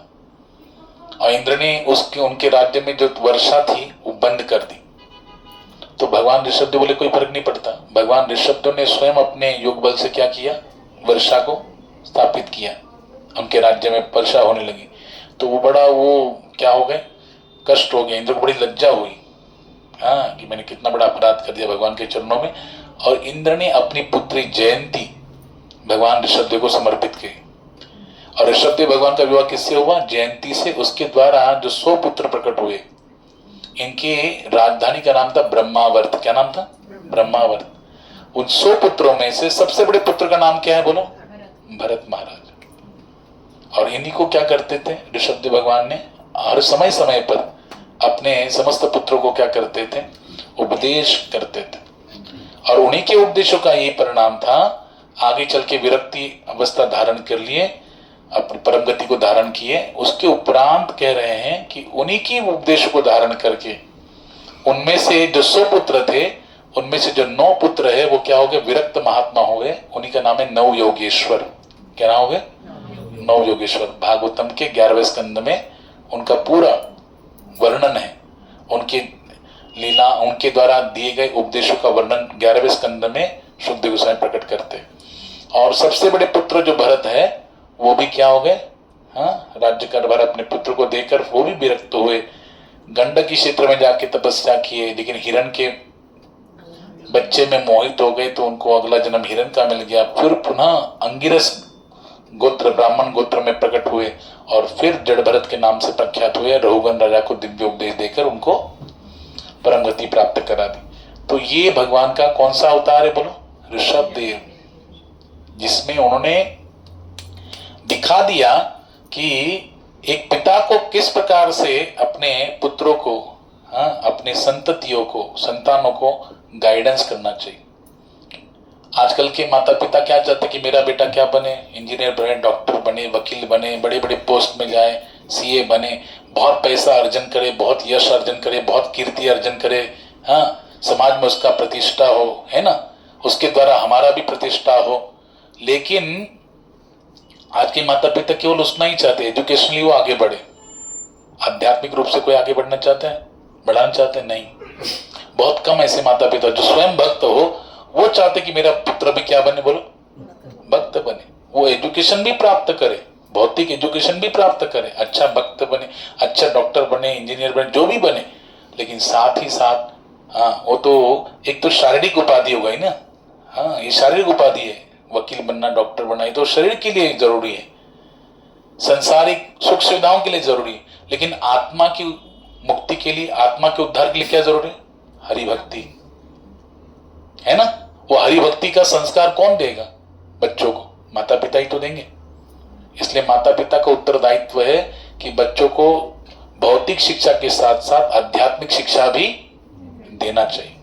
हाँ, मैं कथा सुना था कि एक बार एक राजा किसी संत के सानिध्य में गया था, और संत के सानिध्य में वो हमेशा अकेला जाता था, कथा कीर्तन में जाता था, सत्संग में अकेला जाता था। उसकी रानी कभी नहीं जाती थी, और वो कभी रानी को लेके भी नहीं जाता था, उसको रिक्वेस्ट भी नहीं करता था या उसको जोर नहीं देता था, अकेले ही जाता था। अकेले जाता था तो धीरे धीरे उसका सत्संग के द्वारा उसका प्रेम बढ़ गया, लगाव बढ़ गया, नित्य प्रति जाने लगा। तो रानी को जो है ना बड़ा कष्ट हुआ। उसने सोचा कि ये संत के यहाँ पर हमेशा जाता है, मैं ऐसा कुछ करूंगी कि ये संत के चरणों में उसका जो श्रद्धा भाव है ना, ये पूरा नष्ट हो जाएगा। तो उसने क्या किया, उस रानी ने एक दासी को पैसे देकर, हाँ, कुछ धन मोहरे देकर, सोने के मोहरे अचरपिया देकर उसको कहा कि तुम जाओ। और वहां पे जाने के बाद वो भी दासी आई, गर्भधारणा का नाटक करके, और समस्त सत्संग के बीच में खड़ी हो गई। बोले महाराज इतना बड़ा बड़ा बात बोल रहे हो, ये जो गर्भधारणा आपके द्वारा हुई है, मेरा पेट में आपके बच्चा है, उसका पालन कौन करेगा, उसकी व्यवस्था कौन करेगा। तो वो संत, अभी सोचो पूरे सभा भरी है, प्रवचन हो रहा है सत्संग में, और ऐसा कोई बीच में उठ के कोई नारी बोले तो वक्ता का क्या होगा, है कि नहीं। लेकिन वो संत थे, उन्होंने कहा ठीक है तुम्हारी व्यवस्था भी हो जाएगी, अभी शांति से सत्संग सुनो, उसके बाद देखेंगे। अब ये राजा उस संत का बड़ा ही क्या था, श्रद्धावान शिष्य था। मेरे गुरु के प्रति ऐसी बात कर रही है इतना बड़ी सभा में, तो उसको सहा नहीं गया। जब जैसे सत्संग पूर्ण हुआ, उसने पहले तलवार निकाली म्यान से और उस दासी के गर्दन पे रखी। बोला तू ऐसे लांछन लगाती है मेरे गुरुदेव पे, बोल किसने किया। अब वो अपनी जान को बचाने के लिए उसने सच बता दिया कि आपकी रानी ने मेरे को क्या किया, ये पैसे देके भेजा है ऐसे ऐसे बोलने के लिए। तो राजा का तो क्रोध अनावर हो गया था, बढ़ गया था। उसने वही तलवार उठाई, बोले आज मैं छोड़ूंगा नहीं। और वो रानी को मारने के लिए जा रहा था, उस समय उस संत ने क्या किया, उसको रोका। बोला इसमें रानी का कोई गलती नहीं, गलती तुम्हारा है। क्या गलती है? बोले तुम सत्संग में अकेले आते हो, कभी तुम उनको लेके आते हो? हाँ, अपनी पत्नी को कभी लेके आए? जब तक वो सत्संग में आएगी नहीं तो उसको ज्ञान कैसे मिलेगा, क्या करना चाहिए, क्या योग्य है क्या अयोग्य है, कैसे मिलेगा? तस्मात् शास्त्र प्रमाणम ते कार्य कार्य व्यवस्थित। तो शास्त्र की चर्चा यहाँ पे हो रही है तभी तो जान पाएगी। ज्ञान देखो, ज्ञान का दीपक जगेगा तभी तो अंधकार क्या होगा, नष्ट होगा ना, है ना। दीपक ही नहीं जलाओगे तो अंधकार कैसे नष्ट होगा। इसलिए ज्ञान का दीपक जलाने के लिए तुम्हें उनको लेके आना चाहिए था, जो तुमने नहीं किया, और उसी का परिणाम आज तुमको ये दिख रहा है। तो गलती उनकी नहीं, गलती तुम्हारी है। तो उसको अपनी गलती समझ में आई और अगली बार से वो अपने केवल रानी को नहीं, अपने पुत्र को भी, राजकुमार को भी अपने साथ लेके आने लगा। तो कहने का भाव क्या है कि एक माता पिता का कर्तव्य होता है केवल भौतिक शिक्षा को बच्चों को देकर आगे बढ़ाना नहीं चाहिए, साथ में आध्यात्मिक शिक्षा भी देनी चाहिए। क्योंकि जो आध्यात्मिक शिक्षा देते हैं माता पिता, उनके बच्चे आगे चल के उन माता पिता की आज्ञा में ही चल के उनकी बुढ़ापे में उनकी क्या करते, अच्छी प्रकार से सेवा करते हैं। लेकिन जो भक्तिमय संस्कार जिसके अंदर नहीं है, वही क्या हो जाते हैं, फिर जरा पोस्ट मिलने के बाद, पैसा आने के बाद, नेम फेम होने के बाद फिर क्या करते हैं, अपने माता पिता को अनपढ़ गवार समझकर, तुम्हें कुछ नहीं आता, कुछ नहीं समझ, ऐसा करके उनका अपमान करते हैं, उनकी तरफ ध्यान नहीं देते हैं। समझे कि नहीं? इसलिए भक्ति में संस्कार बहुत आवश्यक है। ऋषभदेव भगवान ने अपने पुत्रों के ऊपर क्या किए, भक्ति में संस्कार किए, जिसके कारण भरत महाराज जैसे श्रेष्ठ महापुरुष उनके कुल खानदान में पैदा हुए। यहाँ तक कि नव योगेश्वर इतने श्रेष्ठ विरक्त साधु, और जो बाकी के पुत्र थे वो भी अच्छे राजा बने, जिन्होंने संसार के समस्त सृष्टि प्रक्रिया को अच्छे से चलाया। तो ये ऋषभदेव भगवान का वर्णन श्रीमद् भागवत में वर्णन हुआ है। फिर कह रहे ब्रह्मा जी, मेरे द्वारा संपन्न किए यज्ञ में श्री भगवान हयग्रीव अवतार के रूप में प्रकट हुए। कौन सा अवतार लिया भगवान ने? हयग्रीव यज्ञ किया था ब्रह्मा जी ने। वे साक्षात यज्ञ है और उनका शरीर कैसा है? बोले सुनहरा। वे साक्षात वेद भी है, समस्त देवताओं के परमात्मा है। जब उन्होंने श्वास ली तो उनके नथुने से समस्त वैदिक स्रोतों की ध्वनियां प्रकट हुई। तो ये भगवान का हयग्रीव अवतार है। कल्क के अंत में भावी वैवस्वपनु सत्यव्रत देखेंगे कि भगवान ने एक अवतार लिया। भागवतम के 6 स्कंद में इसका वर्णन है। क्या नाम है? सत्यव्रत राजा। कौन से राजा हुए? सत्यव्रत राजा। और भगवान ने उनके सामने एक मत्स्य अवतार धारण किया। हाँ, एक छोटी सी मछली जब तर्पण कर रहे थे, मछली उनके हाथ में आई, वो कहने लगी कि मुझे बचा लो।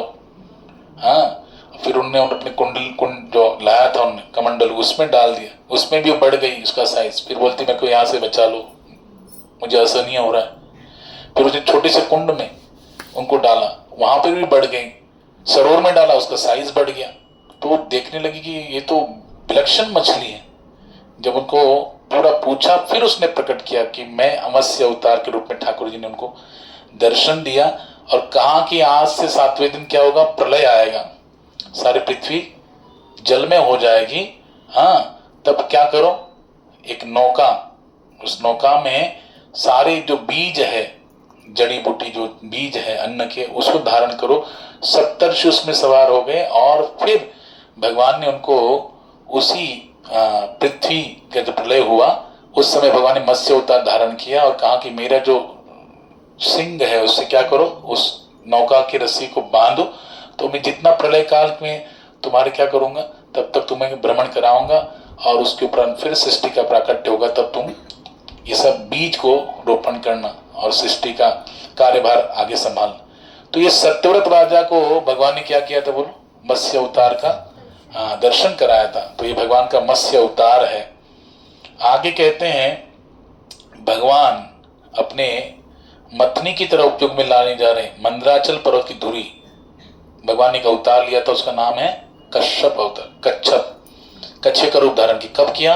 भागवतम के अष्टम स्कंद में समुद्र मंथन की कथा का वर्णन है ना। समुद्र मंथन क्यों किया गया बताओ? क्यों किया गया था? अमृत की प्राप्ति के लिए, है ना। क्योंकि देवता लोग को परास्त किया था किसने? बलि महाराज ने। हाँ, बलि महाराज ने परास्त कर दिया। देवताओं ने क्या किया? अमृत मंथन, अमृत की प्राप्ति के लिए समुद्र मंथन किया, जिसमें से 14 रत्न प्रकट हुए। और वो क्या है? 14वां रत्न है अमृत। लेकिन ये जो कैसे करना चाहिए, तो मंदराचल को क्या बनाया था? रवि बनाया था। और रस्सी किसको बनाया था? वासुकी को। लेकिन जैसे समुद्र का मंथन करने गए तो क्या हो रहा था? नीचे नीचे मंदराचल डूबते जा रहा था। तो भगवान ने क्या किया? कच्छप रूप धारण, कुर्म अवतार धारण किया, अपने पीठ पर मंदराचल को धारण किया। और फिर घर्षण हुआ, घर्षण चालू हुआ, है ना। और वहां पर फिर भगवान ने जब हुआ 14 तब प्रकट हुए। फिर उस समय भी एक अवतार लिया, उसका नाम है धन्वंतरी, आगे आएगा इसमें। और धन्वंतरी आकर अमृत लेके आए, दैत्यों ने चुरा लिया। फिर भगवान ने वापस एक अवतार लिया, मोहिनी अवतार। मतलब एक ही लीला में ठाकुर जी कितने अवतार लिए? 3 अवतार लिए। हाँ, मोहिनी अवतार लेके फिर दैत्यों को मोहित कर दिया और देवताओं को अमृत पिला दिया, है कि नहीं। तो ये जो अवतार है, ठाकुर जी कहते हैं यहाँ पर, वो सुंदर बात कह रहे हैं। ये पर्वत आगे पीछे घूम रहा था, जिससे भगवान कच्छप की पीठ पर रगड़ पड़ रही थी। और तब वे अधजगी निद्रा में थे, यानी भगवान एकदम निद्रा में, थोड़ा पूरा वो सोए नहीं थे, एकदम निद्रा पूरे खुले नहीं थे, खुजलाहट का अनुभव कर रहे थे। और उनकी पीठ रगड़ी जाने लगी, है कि नहीं। हाँ, ठाकुर जी को उनकी खुजलाहट हो रही थी, बताओ, ऐसा अनुभव कर रहे थे। और देखो, देवताओं के अदम्य भय को मिटाने के लिए भगवान ने और एक अवतार लिया, अपने भक्त की रक्षा करने के लिए। उसका नाम है नरसिंह भगवान की। प्रहलाद महाराज का रक्षण करने के लिए। और देखो, पहला जो अवतार लिया था वराह अवतार, किसको मारने के लिए? हिरण्याक्ष को। लेकिन उसका भाई था, उसका नाम था हिरण्यकश्यप। हाँ, उसका वध करने के लिए भगवान ने क्या किया बताओ? भक्त का प्राकट्य उसके घर में हुआ, इसका नाम है प्रहलाद महाराज। हाँ, भगवत भक्ति में प्रहलाद महाराज कहते हैं, नवदा भक्ति का वर्णन किया 7वें स्कंद में भागवत में। उसमें जो स्मरण भक्ति है, उसके आचार्य कौन है? प्रहलाद महाराज। स्वयं आचरण करके दिखाया। और उन्हीं के द्वारा क्रोधित होकर हिरण्यकश्यप ने ये पूछा ना कि तुम्हारा ठाकुर जी सब जगह है, बताओ। वो तो कहते हैं, आप देखेंगे, अभी मैंने पिछली बार भी बताया था, नरसिंह अवतार जो पिक्चर अभी बनी है, उसको देखते तो वहां पर कह रहे कि भैया क्यों किया उन्होंने, भगवान से क्यों बैर लिया। हिरण्याक्ष अपने चाचा को के विषय में बोल रहे हैं कि चाचा ने क्यों बैर लिया, उनको क्या जरूरत थी पृथ्वी को गर्भोदक सागर में डुबाने की। तो भगवान ने जो किया, उनको मारा, अच्छा किया। मेरा अवतार ने किया, अच्छा किया। तो हिरण्यकश्यप और क्रोधित हो गया कि अपने चाचा का बारे में ऐसे बोलते हैं, इतना क्रोधित हो गया। बोले ठाकुर जी जो भी करते अच्छा करते हैं, सब जगह ठाकुर जी। तब खंबे में ठाकुर जी उनको दिख रहे थे और उनका है, तब वहां पर नरसिंह भगवान प्रकट हुए। और हिरण्यकश्यप जो वरदान लिए थे ब्रह्मा जी से कि ना ऊपर मरूंगा, ना नीचे मरूंगा, ना घर के अंदर मरूंगा, ना घर के बाहर मरूंगा, ना अस्त्र से मरूंगा, ना शस्त्र से मरूंगा, ना मनुष्य से मरूंगा, ना देवता से मरूंगा, है कि नहीं।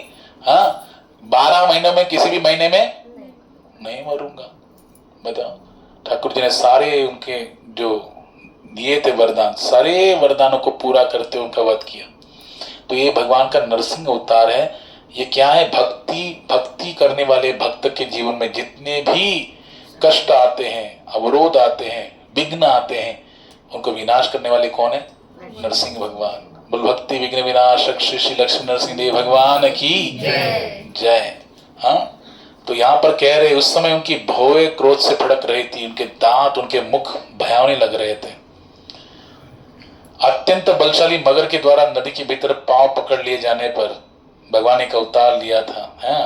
हाथियों का नायक अत्यंत पीड़ित था और कमल का पुष्प देकर श्री भगवान को उन्होंने क्या किया? प्रसन्न कर दिया था कि ये ब्रह्मांड के स्वामी, तीर्थ के समान विख्यात, पवित्र नाम को जपे जाने की योग्य है। उनके श्रवण मात्र से ही सभी लोग क्या हो जाते हैं, पवित्र हो जाते हैं। भगवान ने देखो गजेंद्र का उद्धार किया था। यहाँ पर वर्णन कर रहे हैं ब्रह्मा जी कि हाथी की पुकार, गजेंद्र हाथी की पुकार सुनकर श्री भगवान को लगा कि उसे उनकी अविलंब सहायता की आवश्यकता है। वो भयंकर संकट में था और तब भगवान पक्षीराज गरुड़ के पंखों पर आरूढ़ होकर, आयुध चक्र सुसज्जित होकर अपने हाथी की रक्षा करने के लिए चक्र से मगर के मुंह को क्या कर दिया था, खंड खंड कर दिए और हाथी की सूंड से पकड़कर उसे बाहर निकाल दिया। हाँ, ब्रह्मा जी यहाँ पे सुंदर वर्णन कर रहे हैं। तो भगवान कैसे हैं, समस्त गुणों के आगार है और समस्त जीवों के रक्षक हैं। हाँ, इसलिए कहते हैं अनुकूल से संकल्प प्रतिकूल से वर्जनम, रक्षिष्यति इति विश्वास गोत्रोक्ते वर्णम तथा। शास्त्र कह रहा है कि जो अनुकूल है वो हमें करना चाहिए, जो प्रतिकूल है कृष्ण भक्ति के उसको त्यागना चाहिए और ये विश्वास रखना चाहिए कि कृष्ण मेरी क्या करेंगे, बोलो रक्षा करेंगे। ये हमको दृढ़ विश्वास होना चाहिए। हाँ, और इसी विश्वास को धारण किया, किसने धारण किया, माता अदिति ने।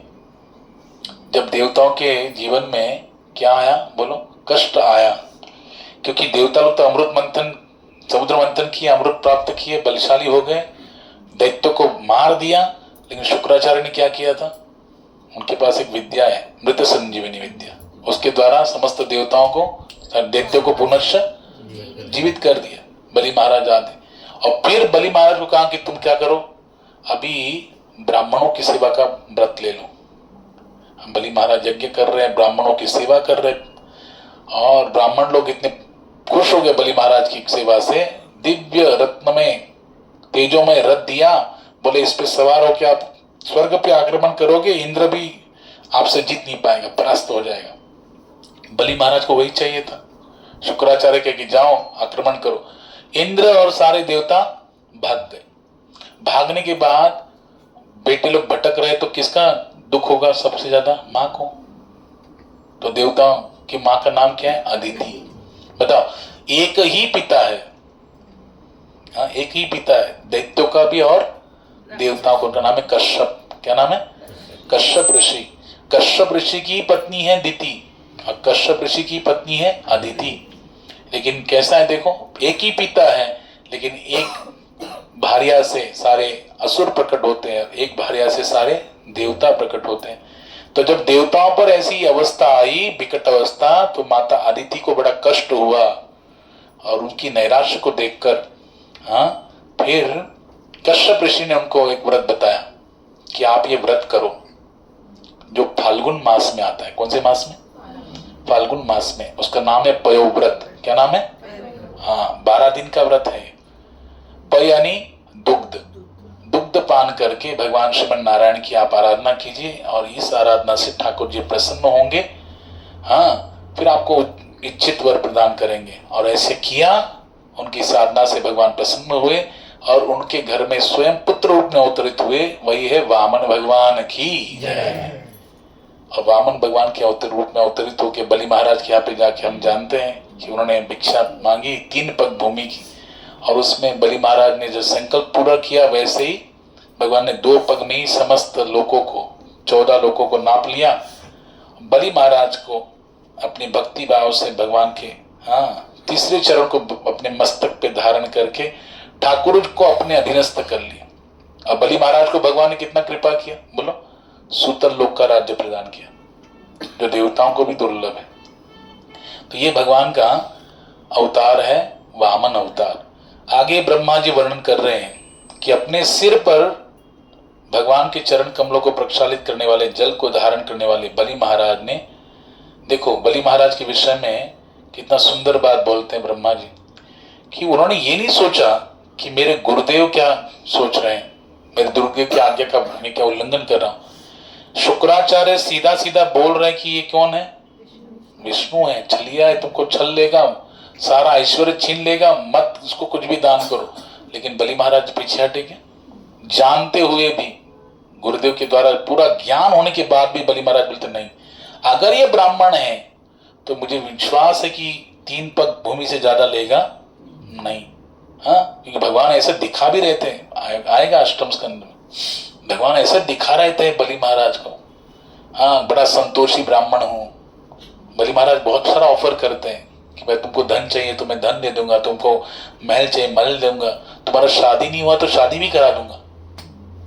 ये बलि महाराज ने कहा किससे? वामन भगवान से। लेकिन वामन भगवान बोलते नहीं, हम लोग बड़े संतोषी ब्राह्मण है कि नहीं। और फिर बलि महाराज का इतना और श्रद्धा भाव बढ़ा, फिर उन्हें संकल्प करने में थोड़ा ये हो रहा था, 3 पग भूमि के लिए क्या संकल्प करूंगा, ले लो माफ के। लेकिन बिना संकल्प के नहीं लूंगा। तब शुक्राचार्य को डाउट आया। अब फिर ध्यान लगा के देखा तो ये क्या है, न वामन है न 53 है, ये तो क्या, ये तो भगवान स्वयं आके यहाँ पर, हाँ, बलि महाराज का सब हड़प करने के लिए आए हैं।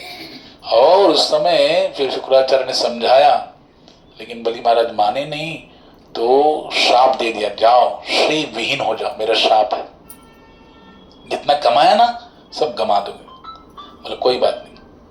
हाँ, और बलि महाराज देखो सब कुछ खोने के लिए तैयार है, लेकिन अपने गुरु की आज्ञा का उल्लंघन किया। किसने? बोलो, क्यों किया? क्योंकि वो भगवान के विरोधी थे। आप भागवतम में आगे श्रवण करोगे, भगवान ऋषभदेव ने वर्णन किया है कि वो गुरु गुरु नहीं है। गुरु न सस्यात, स्वजनो न सस्यात, माता न सस्यात, पिता न सस्यात। वो माता माता नहीं, वो पिता पिता नहीं, वो गुरु गुरु नहीं, वो स्वजन स्वजन नहीं।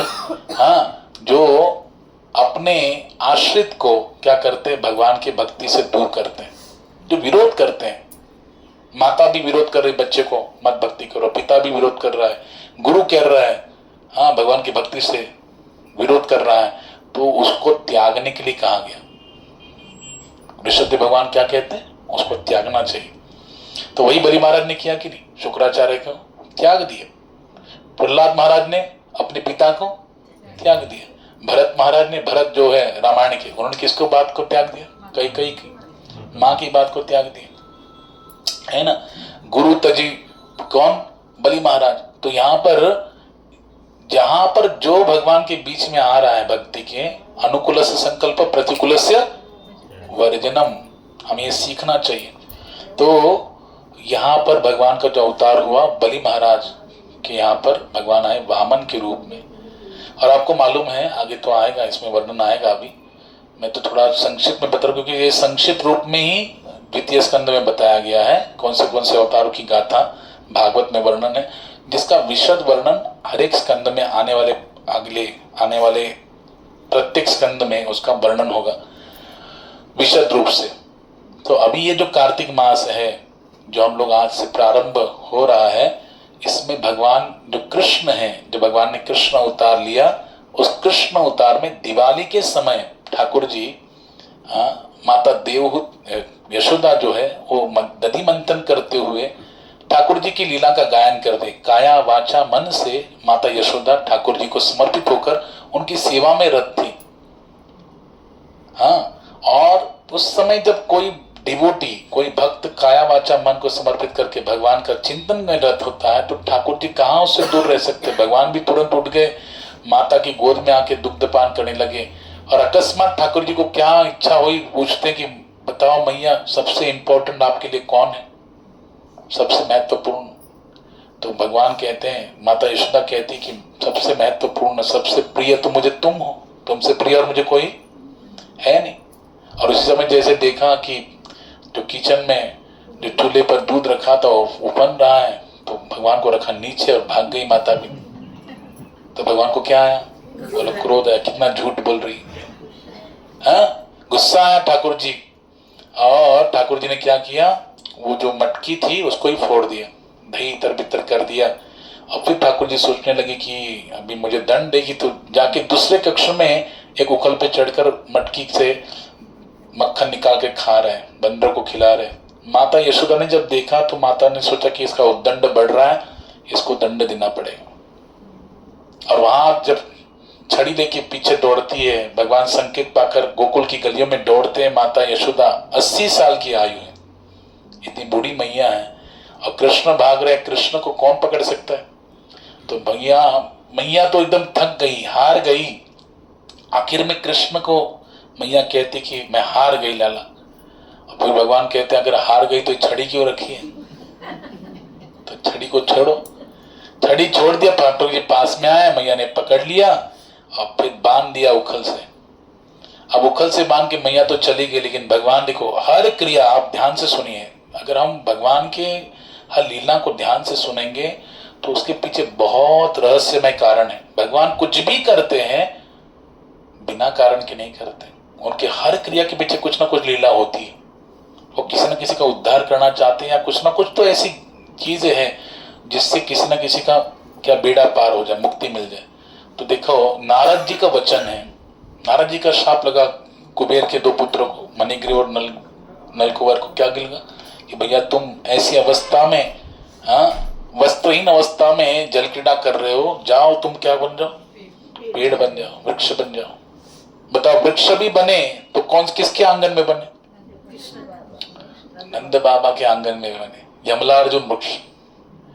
देवर्षि नारद ने शाप भी दिया तो क्या विशेष शाप दिया, वृक्ष भी बने तो कहीं ऐसे तो नहीं कि अंडमान निकोबार में बने, ऐसे नहीं कहां बने, गोकुल में बने, नंद भवन में, वो भी और उसके आंगन में बने।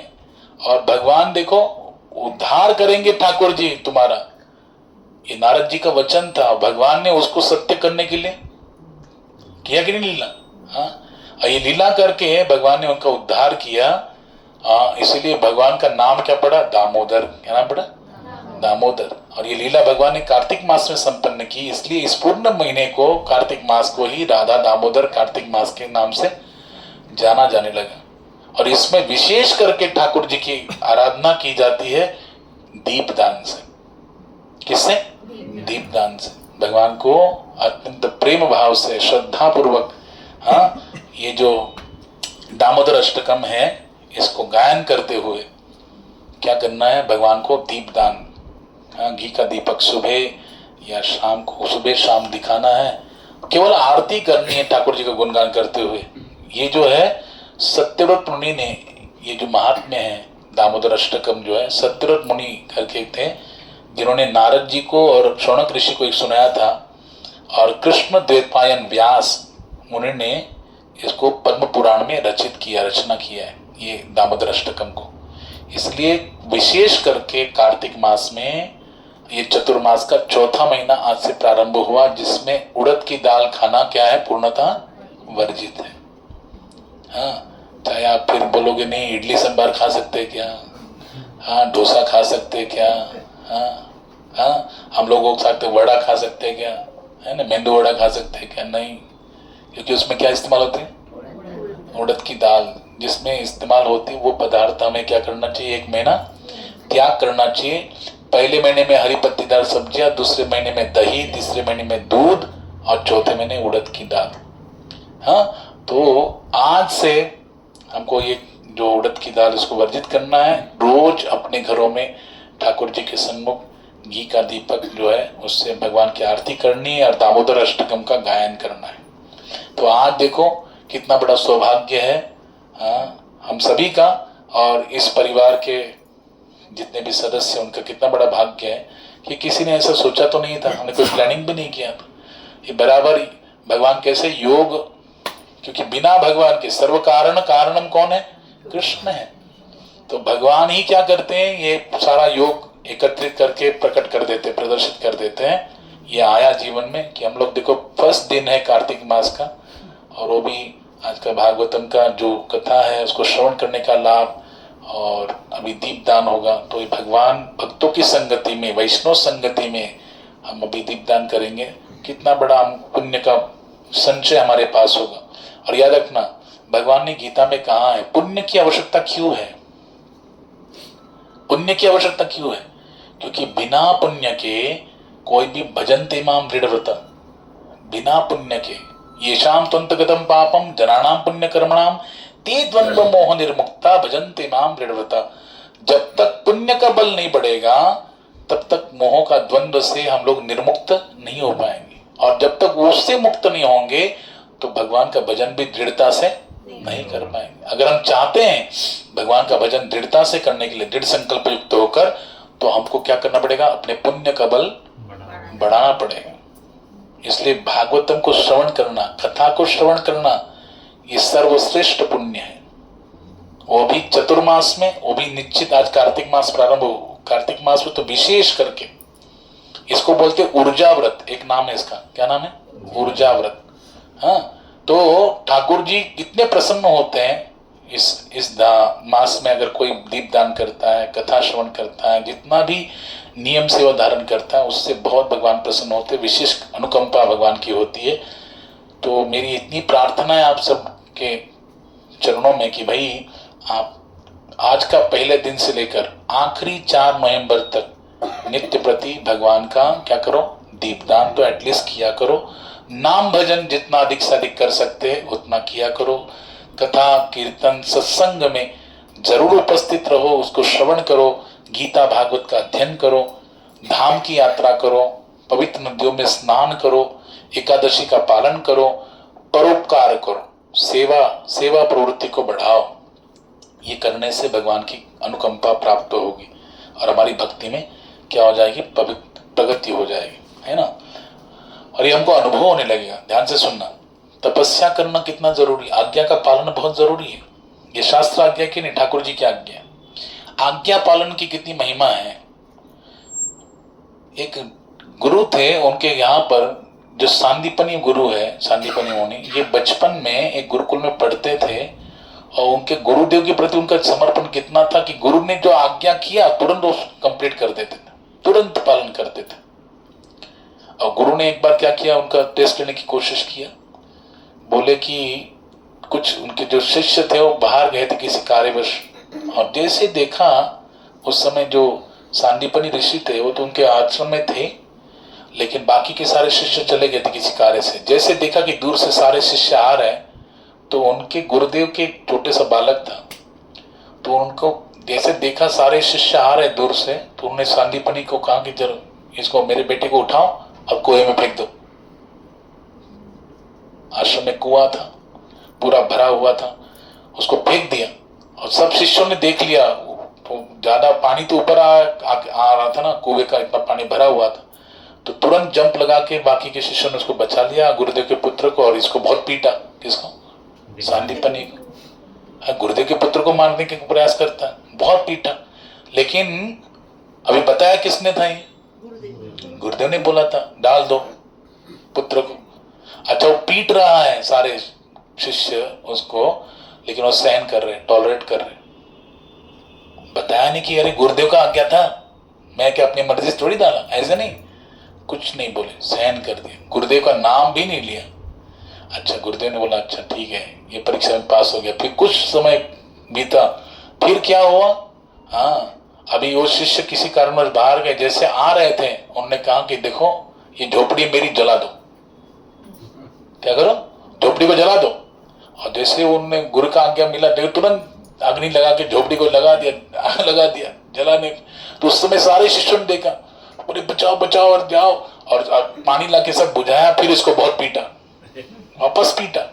जब पीटा फिर भी सहन किया, नहीं बोला कि गुरुदेव ने आज्ञा दिया था, पीट दिया, बहुत सहन किया। सहन करने के बाद फिर गुरुदेव ने कुछ नहीं बोला, ना उन्होंने कुछ बोला ना गुरुदेव ने कुछ बोला, सब सहन किया। ऐसे करते करते शिक्षा उनकी प्रणाली पूर्ण हो गई, वो अपने अपने घर चले गए सब लोग, ठीक है।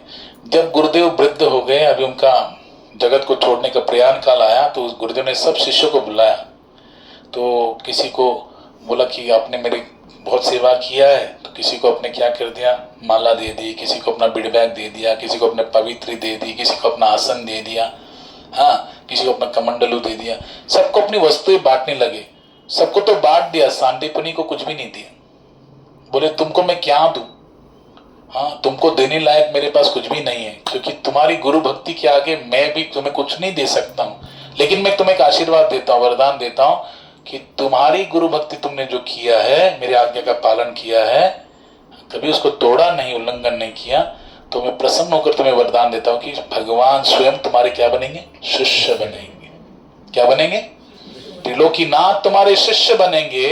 ये गुरुदेव का आशीर्वाद था, और उसी के बलबूते पर देखो सांदीपनी ऋषि की यहाँ पे भगवान कृष्ण क्या बने, शिष्य बने कि नहीं। तो ये अपने गुरु का आज्ञा पालन की महिमा है, समझे कि नहीं। इसलिए शास्त्र, गुरु, साधु और ठाकुर जी, इनके आदेशों को अगर हम मानेंगे तो निश्चित रूप से, हाँ, तो हमारा कल्याण होना अवश्यम भावी हो जाएगा।